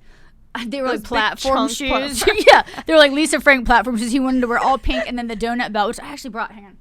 Lisa, oh no, why'd I say Lisa Frank? I want to say Jude is so amazing. Her son Jude is the cutest, and he honestly is just thank God that you birthed Jude, because you both are so cute. He's a little fashionista. Donut belt. Sorry, people. I'm back. All right, donut Yeah, belt. donut belt. I literally saw this online. You wanted This to wear is the donut- so the donut. perfect. Donut belt. Like, can I? Here, yeah, put it on, yeah. All the donuts. So he loved that, and so then he wanted to wear all pink and stuff like that. So It's it's so cool. He's the coolest son ever. It's kind of small. Might not fit my big It could ass. be it could be a garter around a thigh. I mean, it was like, you know what I mean? But yeah, Yeah, it's no. like, Some of your models be really like show them. Well, so he's a super 9-year-old boy. It fit around It's his waist. perfect. No, look It at was this great. guy. So he wanted to wear the donut belt, and so we did all pink. And he actually, my son wore the pants that the girl with the whip wore in Looks Midwest delicious. Fashion Week. The pink pants. The girl with the whip, yeah, the pink. That's the pink Like pants velvety? that my son wore in the show. Yeah. Oh yeah, and that was kind of the same material that Stephanie Smith read. Yes, that's exactly right. Yeah, Or- that like velour material, so fun, absolute glamour, That's so couture, amazing. Like, fashion, This fancy. is like a WWF belt from heaven. That's exactly like, right. Eleganza. Yeah. That's exactly right. So Eleganza. that's right. So it's like a hot dog eating contest. It would be like a Long's Bakery donut eating contest. Who can eat the most donuts? Come here today. Which reminds me to talk about my next project coming up called Street Beefs Indie. Who wants to hear about it? Yes, I do. And but first, that's Patty in the paper dress. Oh, my sweet gherkins. Yes, can we go back to Patty in the We the love paper our dress? Patty babies. Yes, I love Patty. Katie New made all of this freaking dress from paper, literal, not just paper, but notes that she had written down in your schooling, right, at Heroin I at different times. So And the so many notes. I so did, your yeah. next project. Oh no! We'll talk about the dress first. So the dress was like this. So the final thing for it's all paper. for art therapy was you have to make we had to make these pieces of art that were created through like insightful questioning from the professors. Like they would ask you questions like, who are you? What does it mean to suffer? What's it mean to be human? What's whatever.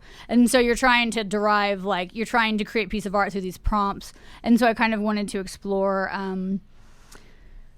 a body image, things like that. I'm not really sure. And so I was just looking at all the notes that I'd taken over these past 2 years, and then I just started to create them into this dress. But then the headpiece was when I was looking at all of the papers I printed for my thesis, and there was just like rage. I was just crumpling them and just like so mad about one, like all of the like mess that happened at the end of the semester when COVID hit and all that stuff like that. The whole process just kind of fell apart. And so that's really how the headpiece came about. And it was just kind of like me channeling kind of like some the crumpling of know what I'm saying? Like that's tearing so epic. and crumpling and like tearing, crumpling, squishing. throwing in the trash, and then the whole trash is full of little crumples. Yeah, and then like channeling it into something that is like beautiful that another person could wear. So it's like what's ironic is like the thing on the head is like made out of stuff that I fucking hated, and so but I can take all of that hate and that anger from something like that and put it into something beautiful. Yeah, absolutely, something beautiful, something useful, something that she felt really empowered by that. She made that fan actually, you know what I mean? So she did. Yeah, she did. She made it the day of the show. So Patty's a badass. She really is. Yeah, and so she's so cute. She was in the pink show, but she had been historically dressed in things that were more demure, and so really I wanted to give her like the biggest, like most artistic piece other than the blue robe, and so that was and I love the blue robe as well. Teresa Vasquez. So shout out to Teresa if you are listening out there. Teresa, we love you, and that robe was epic. Yes, I love that robe. It's like Blanche Devereaux meets like Jolf. Do you have anything that's a blue? It's a blue. It's just the next one after Patty. Yeah, she came like right after. She's after. Yeah. So I mean, I loved Patty's. I can't imagine the work you went into. There she is making this paper dress and then this blue robe. I mean, I love this. Paper dress was Patty easy. Is so sweet. The robe was not easy. The paper dress is easy because paper is easy to work with because it holds its shape. It's everywhere.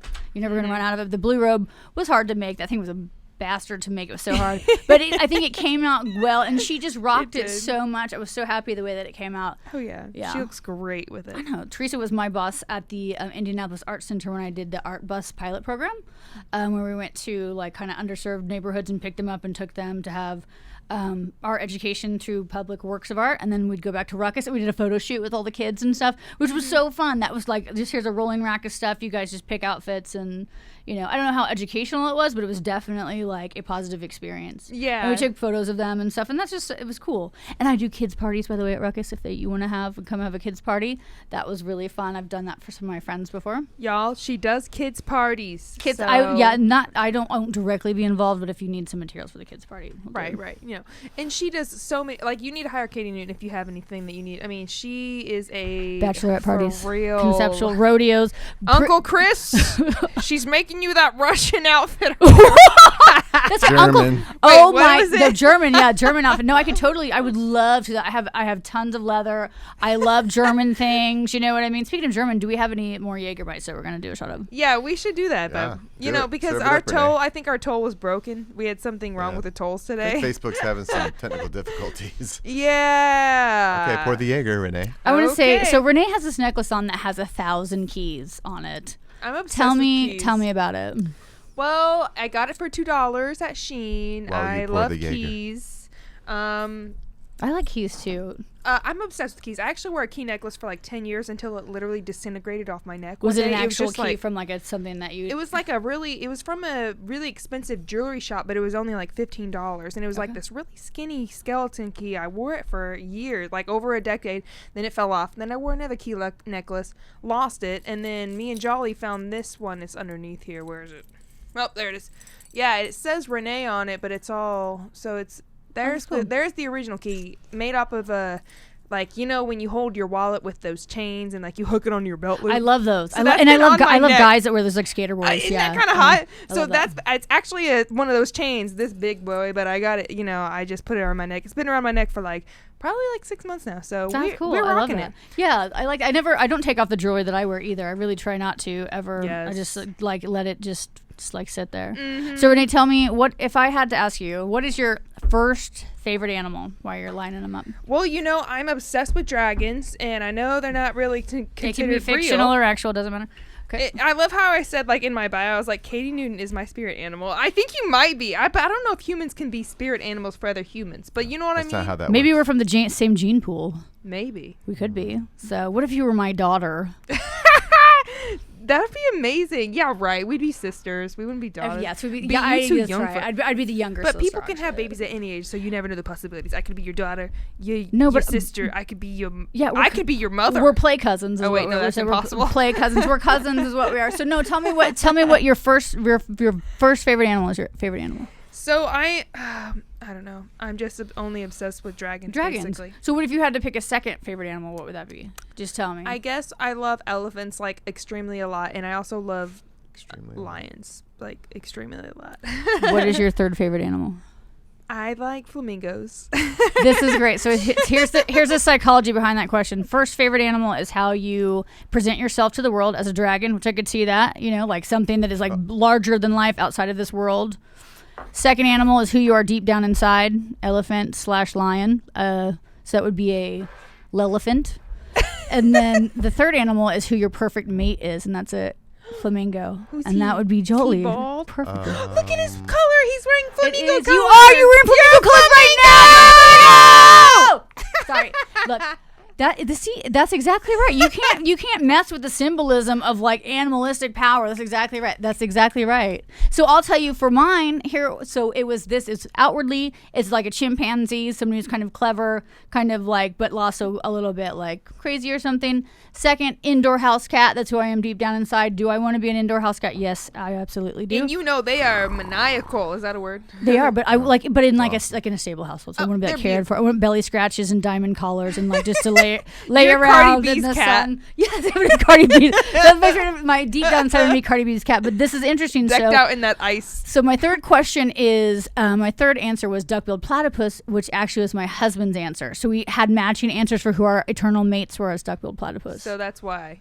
So we're married, yeah. Because so we're married. But that's why. Well, what it means is that it just means duck-billed platypus was considered so out of this world that like people they thought it was a joke. They didn't even take it seriously because they were just so unique, and they're kind of funky and they're weird, and they're an egg-laying mammal, and there's very few of them on the planet. So I think the baseline there is like somebody that is like a unique person. My husband's super unique. Yeah, he's a nice guy. He's I've mysterious. Met him a few times. You probably don't know that much about him from those encounters, but he is mysterious and he's wonderful. Has a beard. He has a beard. What else do I know about him? Jolliffe, grow your beard back. Jolliffe, grow your beard back. Never No, again. you're growing. You looked handsome with a beard. But you did. You are the second person only that thinks that. There's a handful of people that like it. No. It takes a great person to recognize a good beard. 90% of people did not like it. He had the myself. salt and the pepper. Okay, you got Jolie, these shots board? You have she has. So you do have a respectable chin cleft, though, that you don't need to hide with a beard. You know what I mean? Because you have a jawline and you have a jaw. Get it? Jaw. That's right. He's got a jaw. That's why we call him Jolly. That's right. Jawline. But yeah, you have a respectable chin cleft. Everywhere. I'm spelling yes. Hyperbolic speech. That's what Renee and Jason both use as hyperbolic speech. You're so like hyper intelligent. Did you get like straight A's throughout all of your schools? Which classes are you asking about? All of them. No, I did not. I graduated from Booker T. Washington High School, which is a school for troubled girls in Terre Haute, Indiana. And there was one boy in that school, and all the girls fought over him. Why would there be one boy? Because Cheers to Katy. It was really for girls, because it was really for girls who either had children when they were in high school, or was he had a kid. Ew, no. That's why he got to go to school. I don't want to do it. Okay, I'm sorry. Slow down. Let's lose like traction to the point. The school existed because sometimes when girls got pregnant in high school, they needed to be able to go to a school where they could take their kid to a daycare. So the school had an on-site daycare, but I ended up going there because I got expelled from traditional school, and that was part of my like mistrust for authority, and just felt like the public school system in Terre Haute, Indiana around that time was kind of favored towards athletes, academics, like upper level socioeconomic people. And although I was like a white person from a middle class family, I felt that they just really favored like certain people, like certain like kids, like academic athletes, like, you know, like kind of preppy kids or whatever. And so I just got into a lot of trouble and ended up going to this alternative school. And I'm so glad that I did, because I probably wouldn't have graduated from high school. They just had a different curriculum and a different way to teach. But the catch was that it was traditionally was a school for girls that had babies. And so there were babies at that school. In the basement. Babies. There were babies. It was an alternative school for. And you at that time hadn't had any babies. I had no babies, but I had like, you know, I was having problems for like, it's either that or like get a GED, and my parents were like, there's no way you're gonna get a GED. Like, there's no way, you have to go to the school. So I went to the school and I felt like, what the hell is this place? There's like babies everywhere and stuff. But you know what? I'm glad I got to go to that school, because it was just, the thing is that like I needed a different approach to learning, and there were too many like social constructs that were getting in the way of like me functioning in a regular school. And I'm getting straight A's and got a scholarship to go to ISU and stuff. And so that was great. I'm glad that I got to go to that school. And that's why charter schools exist, because like traditional learning methods are not for everybody, you know? That's why I feel bad for, like, you know, I'm a teacher. I'm a music teacher. I've been doing this for 10 years. So I've dealt with hundreds of people of all ages, but mostly they're younger teenagers or younger kids. And it's like, I feel bad for people right now having to, not everyone is a friggin' hands-on like some people, you know, like this whole like online shit. This is going to be hard for some kids. No, I'm teaching my son. I'm not teaching him, but my son is doing online schooling at home. One, it's hard to get your kid adjusted to be able to focus in that environment. Mm-hmm. You know, another thing is like, I don't know what a indirect object is. Somebody help me, because I don't know what like the parts of a sentence are. I could not be doing like, I'm going to fail when I'm a parent. It's an object that's not coming directly Stop it, Jason. You don't have to. That's a rhetorical question. Yeah, rhetorical. You can do the kids' homework when I start popping. Yeah, if you're offering tutoring lessons, Jason, I could we'll bring Jude over here. We'll bring him over here. I am not. He's so cute. But you are teaching the youth in other ways. For not. I am not. Do you want a Smirnoff Ice? LOL, LOL. I haven't drank a Smirnoff Ice since the last time I drank a Boone's Farm. I am a big ass beer drinker, and then my best friend's like, oh, she only likes the girly drinks. All right, Renee, let's do the thing and let's wrap this puppy. Are we wrapping pushing 2 hours? Oh my god, are we pushing on 2 hours now? We're pushing 2 hours. I was like, no, I don't want to wrap. Can't we just say work? Can we just keep going? What? Yeah, just keep going. Stay all night. Okay, are we having fun? I'm gonna sing a surprise for you, and then I want you to tell. I want you to tell us any of your other things that you want to say, and take as long as you need. So there's no time limit. Can we, Julie? Can we keep going? Are we like? No, there's literally no time limit. It's fine. Did the sushi boss money run out? Are we gonna have sushi rolls delivered? Sushi boss only pays for 2 hours. We had sushi earlier from Kroger. It was so good. Then we start charging I was like, this. Don't charge me. No, I don't have any money. No, we don't charge them. I'll give you the donut. Renee don't have any money. I'll give you the donut bill. That's right. That's one thing I did want to talk about is like being a husband of a creative person and being married as a creative person, and how I shout out to all the spouses of the creative people out there. It's hard. And how hard it can be to be in a relationship like that. But I just want to say that it takes like a little while for them to like, you know, acclimate to your that sort of personality, thing. Essentially. Absolutely. And I can say my husband now is like, we went through a really rough patch of trying to like figure out like, how does this relationship work with one person having a full time, one person cleaning, the other person making the mess.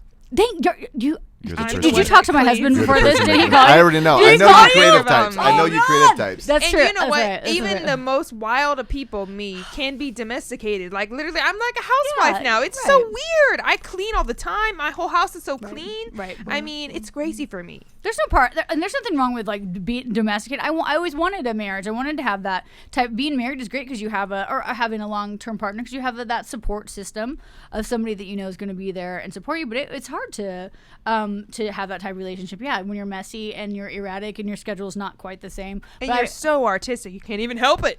There's sparkles everywhere. Sparkles do not come out, girl. I have had like neither does hot glue. Oh, that's true. But yeah, so when Sebastian was here a couple weeks ago, he left like a trail. I can imagine. He does. Glitter like a snail. He leaves like metaphorical sparkles and like actual sparkles everywhere he goes, because he's also an angel. He's so special. Yeah, he's so special. But no, that was interesting. It was interesting. So after I got married, like I felt like, okay, now I'm married now, and so I think I probably gained like 50 pounds or something. So I felt me. No, but I felt like this. I felt like, then I realized I was trying to be skinny for the wrong reason. I felt like I was then I realized I was only being skinny to like attract the opposite sex, which was like, I had not known that. I have now my significant other. Yeah, and I was so like, okay. What need I to be skinny? Which is that's insane though. That's an insane thing that was kind of like programmed to me systematically and through like, you know, just different influences in my life and stuff. And so it's not, I don't want to be unhealthy, you know, but then I also felt like after I got established in the arts and found like what I was really good at, what I really enjoyed, then trying to be skinny and like hot all the time was not that important to me. Because I felt like I had something else to offer the world than just being that. Being this skinny, beautiful model. Which time to move on to phase 2. We still are. Yeah. We still are. You know, I love like all shapes and sizes. It's crazy to see just life as you go on.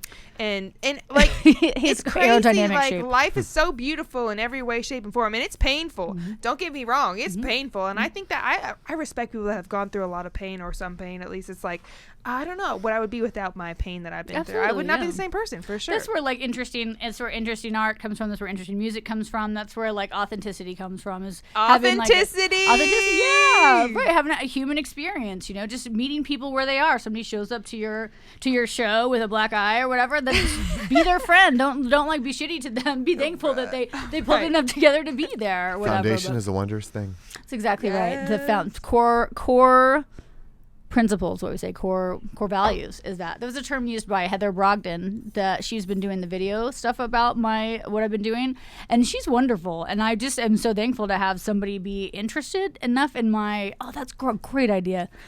Interested enough in what I do to like make a document. She's been following what I've been doing for like 2.5 years now or something. So we're gonna see this documentary soon, huh? I don't know when we're gonna see it, and I'm not sure what their vision is, but I'm just think that it's really wonderful that somebody in this community paid enough attention. Girl, I'm finna stalk your ass, make a documentary myself about you. You essentially Documentary I'm myself. gonna make a documentary. I'm gonna make a documentary about Motherfucking We'll make a documentary. documentary.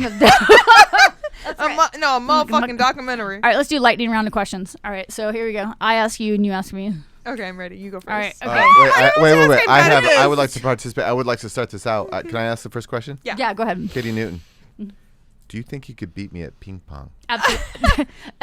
He's like freakishly All right. annoying. And then Renee. No, Do you think she could beat me at ping pong? You've seen yes, me play. I think knowing Katie, if she says she can play, she's gonna spank you, and he is good. So Jason, here's this is my approach. It's like there's no doubt in my mind. You obviously are good, or you wouldn't have challenged me in that way. Shit to No, me. I will never do that. This have is to your see this. show, and you can edit this in any way you want to. You're already I out. have to see this. So here's the thing. So this is what I would say. What my strategy is that like I'm competitive and I can compete with you. How I will outlast you is energy wise. I will keep going and keep going and keep going until your energy goes down. And Jason be Renee, swiping talk and about he my gets energy sweaty. and- No, His energy's 500, so I guarantee Do you I? could Do you probably ever see outlast me him. wear out, Renee? Do you ever see me He wear gets out? all he goes bam bam. I never wear So out. Jason, here's the thing. Here's the thing is that like I've met people like you before that say things like this before. Oh, no, you've And they never have met this someone like kind of me, approach. They have this kind of approach. bitch. Just as I've met people like you where they shave their beard and they're kind of feeling like they need to have a stake of claim to life Right. because they are follically. lost their identity. They lost their identity through their chin, Their beard. and so That's not a thing. Their chin hairs. That's not a thing that happened. That is certainly not my identity. No, I'm not. All right, that's right. Don't. So here's the thing, though. No, usually what my strategy is the other person messes up. I know they do. They always do because they get tired. And I've been doing this long enough. But listen to me, Jason. I believe that about you. You look well rested. You know what I mean? Like you don't look like you're tired now. But wait until after I kick your ass on the ping pong. I got For a few rounds. Listen, I have a ping. I would love to get beaten, actually. It never happened, so I'm like, oh my God, that was a surprise. That was a great challenge. I finally have been challenged. Is that real? How long's it I been hope since that- how long's it been since you played an actual game?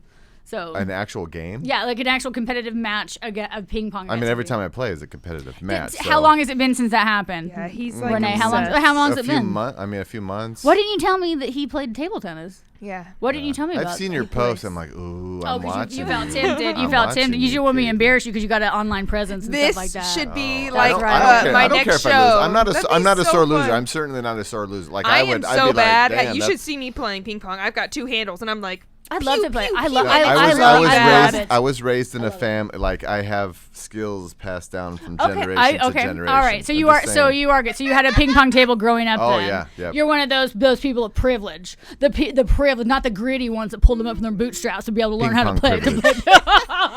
I'm kidding. No, I believe that you're good. And I It's love in my DNA. I'd love to play you anytime. That's because your head looks like Video- a ping pong ball. What are you video- talking about? Let's use your Video head. and That's right. DNA, or video and ping pong is in my DNA. I would Video love- and DNA video- is in my DNA. So No, let's make a video- video of me kicking your ass Ping pong. at ping pong. Let's do it. That's what I want to Let's tell do you. it. So let me speak on Yeah. something else, another project. So there's a guy named VJ. I love him. He did it. He's doing a show about all local artists here. He does lots of video work. He did a video interview of me at Smash Social at the Ping Pong Hall because what he does is he wants to meet you, figure out what you do. I think that was when it was revealed that you play ping pong. I was like, That's the one. So that's the one. So he interviews you at your favorite space to hang out. Like Christopher Dance, his favorite space to hang out is the Omelet House. My favorite space to hang out is Smash Social. So I don't think you can film in the strip club. We're doing it. Can we insert crickets there? Because that joke was. Yes.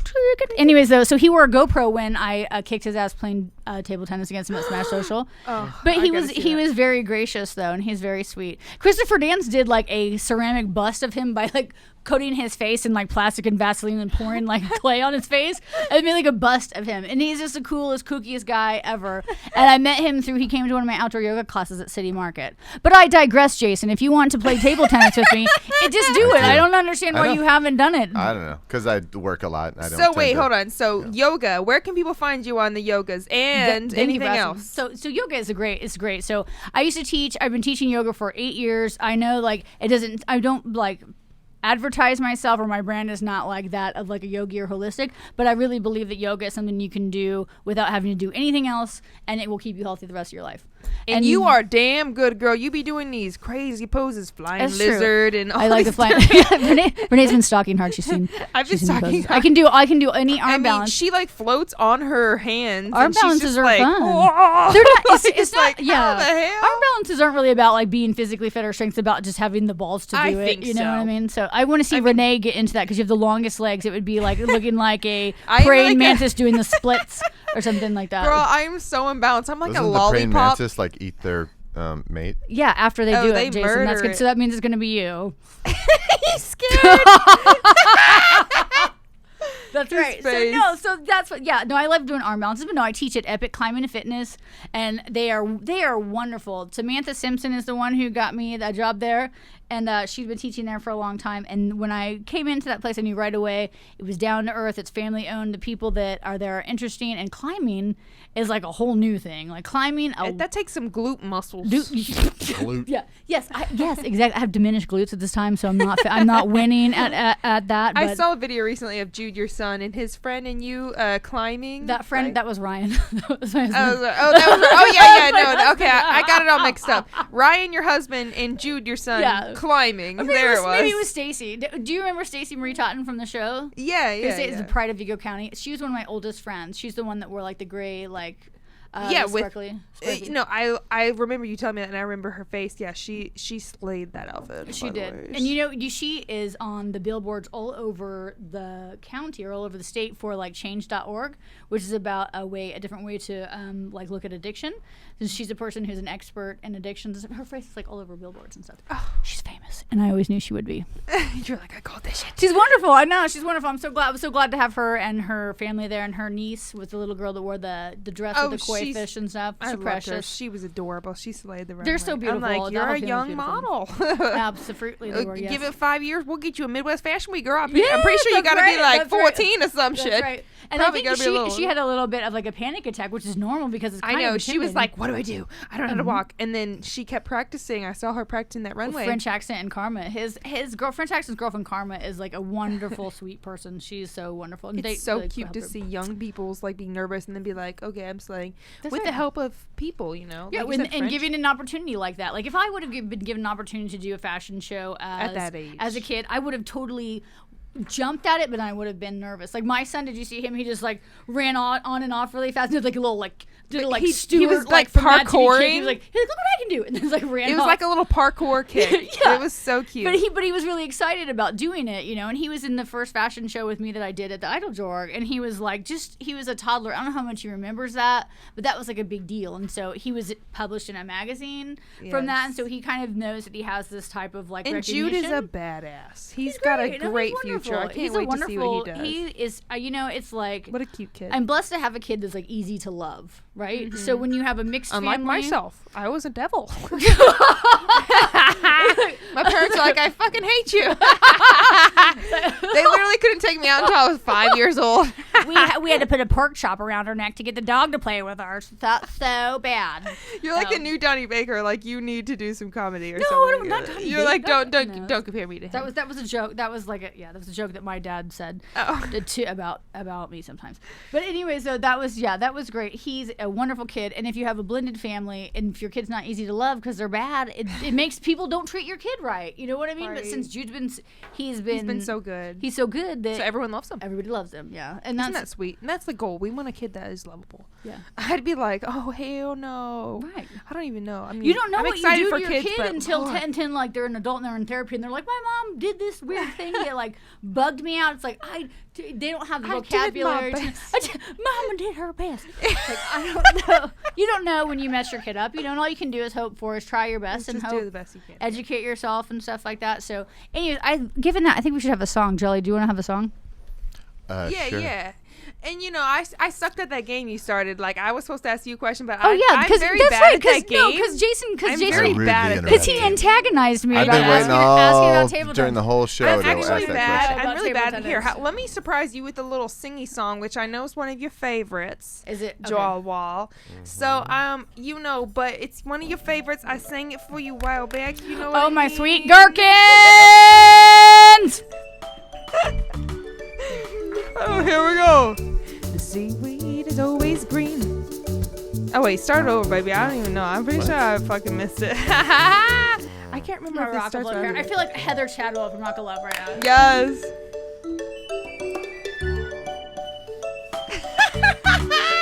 Okay, this is for Katy. The seaweed is always greener in somebody else's lake. Oh, yes. You think about going up there, but that is a big mistake. Just look at the world around you, right down here on the ocean floor. So many things surround you. What more is you looking for under the sea? Under the sea. Under the sea. Under the sea. Darling, it's better down where it's wetter. Take it from me. Down in the shore they work all day. Out in the sun they slave away. While we devoting for time to floating under the sea. Under the That's sea. all I got, bro. Isn't that crab juice? the crab juice. That's right. Renee asked me, she's like, what do you want to drink? I've got vodka and crab juice. I was like, crab juice? I was like, I meant crayon juice. She said crabs are gross. I said, not Sebastian, Damn though. spell Yeah, check. Sebastian Blush, and also Sebastian the crab. They're not gross. That was a time. So going back to the first time when Renee came to the YMCA, which I can tell you, the YMCA is not. They are not. They always accept everybody of every kind as a member. But if you want to be an employee there, you got to be a little bit more like, you know, Get together, yeah. a little bit I more mean, yeah, like it's that, the right? YMCA. So when I had that kids yoga and Mr. Daniel was there, and then Renee was like a little bit late, which is doesn't happen very often. And that's Interesting. surprising. A little bit late. So Renee?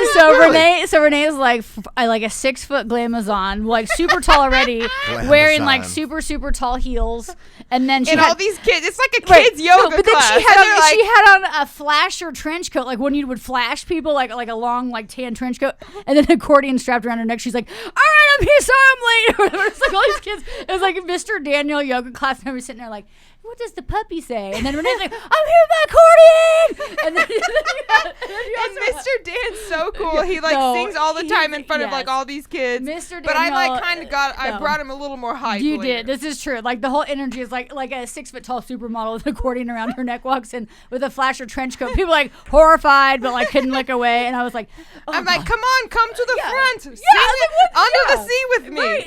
That was amazing. To me, that's amazing. You know, it's like that. There needs to be more of that in our everyday experiences. Like, if I was a kid and I saw a big, tall, beautiful lady with an accordion and a flasher jacket washer and be like, under the sea, I'd be like, this is what life's about. You know what I mean? That's like, why wouldn't you want to be that way? So instead of like being like horrified by that, you should be like, I want to do what that lady's doing. Hopefully, I imprinted on them. Like, day. you know, when like a chick opened like a bed, they're just like, Mama. Yeah, that's exactly right. Like, well, my life sucked except for this one time I was at the YMCA at a kids yoga class, and this lady walks up with an accordion and she's saying under the sea. And it's like forever publishing a like a magazine. Like, exactly I affected right. their lives That's right. negatively. So this is what you need to do. Look out 10 years from now, look at people's autobiographies if they're like a speaker at like a TED Talk, and I'm then be in like, there, then you know I what, knew. my life was shit until I went to this yoga class at the Y, and there was a lady that walked in with an accordion, and she didn't give a fuck.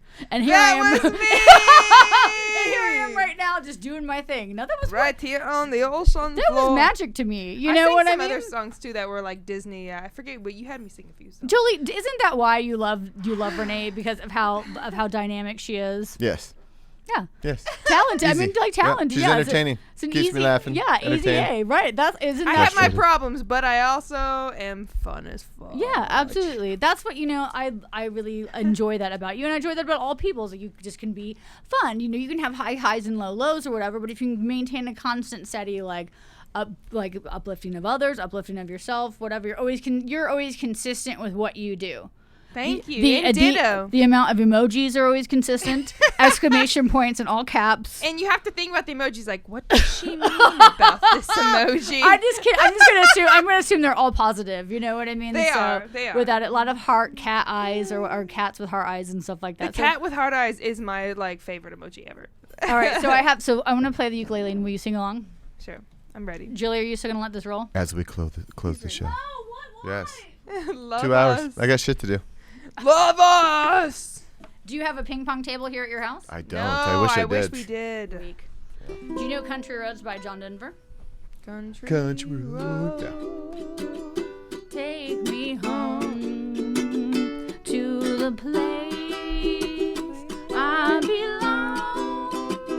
belong, West Virginia. Do you know that song? Yeah. Mountain Mama. I can't. I'm so deaf right now. Can you turn me up, Charlie? I can't even hear. Okay, keep going. Keep starting. Yeah, You ready? Country Road, great country road, take me home. I can't hear. You do it. Please. I belong, West Virginia, Mountain Mama, country road, take me home. Come on, Renee, where you at? You're like, come be with it. Brain. I think I'm brain dead because I know that song. Country roads. What's the other song I know? I know how to play the song. Oh, you know what? To take us out, if we have to end the show, we should sing that I always want people to sing that they couldn't sing at my last show is the national anthem. We do it? You want me to just do it? Yeah. That's kind of Renee's song. That is Renee's song, I know. She sang America the Beautiful at Le Altomoto, which was wonderful. My family was there. I'm a super patriotic person despite the circumstances. I'm not a Trumper, I'm not a Republican, anything like that. But I really enjoy being an American, and I think that the landscapes in America are beautiful. I think that my friendships in America are beautiful, and I'm happy to be in this country despite the circumstances. So how about singing America the Beautiful? Oh, America the Beautiful, not the national anthem. Yeah, right. we'll do that one. So how does that start again? Oh, beautiful for spacious skies and amber waves of grain, for purple mountains, majesties above the fruited plains. Bah! America, America, God sheds His grace on thee, and crown thy good with brotherhood from sea to shining sea. I sing that song to my kid every night when he's at my house. Every night, that's including his nighttime song. So thank you, America, for listening to this. America. And Katy, where can we find you? I know you're It doesn't Helsinki matter. 712. Just the internet. Just find me. It's Helsinki 712. Capital Finland matched with a significant time. For anybody who's from Terre Haute, you might know what the time 712 means. But anyways, yeah, thank you for Jolly. Thank you for Renee. And thank you for having me. If you Google my name, you can find me out there. If not, it doesn't matter because whatever. Do what you want to do. Goof off as much as you want. Fiddle, faddle. It's United States. Do what you want to do. Right, Renee? Yes, ma'am. This girl is a true queen of my life, honestly. I've been messing with this thing all night long. Literally figure out how to at Helsinki 712 that's my Instagram. 712 on Instagram. Katy Newton is a legend. She doesn't even know how much of a legend she is because she's so fucking humble. But she is a gorgeous, beautiful, talented legend that changes this whole indie fucking town. I love her so much. I love you, Katy. You're a godsend from literal Jesus Christ himself. Baby Jesus. LETSGO. Lord. Let's go! Dear Lord, baby Jesus, you are Baby amazing. Jesus. I love Baby Jesus, and I love you, and I love Julie, and I love all you people out there. Thank you for listening to all of this belligerence, and stay tuned to the Renee Merrifield Show! And your next show is, you were going to mention that earlier. and I Street interrupted you. Beefs Indie. Just stay tuned because you'll see plenty of that Street Beefs. Street Beefs. Street Beefs It's like- Indie. it's I love street meat. So I know, he gets all of his meat on the street. So it's like WWF meets like Project Runway meets like the show Hee Haw meets like whatever. It's just everything goes at Street Beefs Indie. Stay tuned. I can't wait. Thank you so much, Katy, for being a guest on my show, a special guest. You are a queen angel baby doll sent from the Lord, specimen of Christ. I love you, bitch. What in the shit?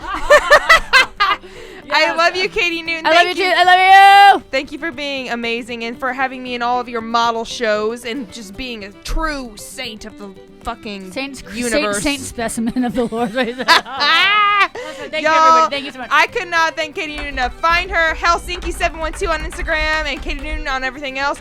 Yo, she's got a new show coming up. It's going to be crazy. Street Beef. Street Beefs Indie. Street Beef Indie. West side. Jolly, thank you so much, baby, for all that you do. I love you guys. Jolly, Thank you who's for Jolly? following Jolly. us. Stay tuned for me beating Jolly's ass in table tennis. In ping pong. Anytime, anywhere, any place. You know what? Stay tuned. I once beat a man playing table tennis with a shingle from a roof. I was going to say that. I know if I can do that, I know I can A beat you. shingle from a roof. I pulled the shingle Joel, off if of you the have man's roof no and beat him chance, she's gonna spank your ass, honey. I love you guys. Thank you so much for viewing in. We'll see you next time on the Renee Show, Merrifield Show. We have Katy Newton tonight. Oh.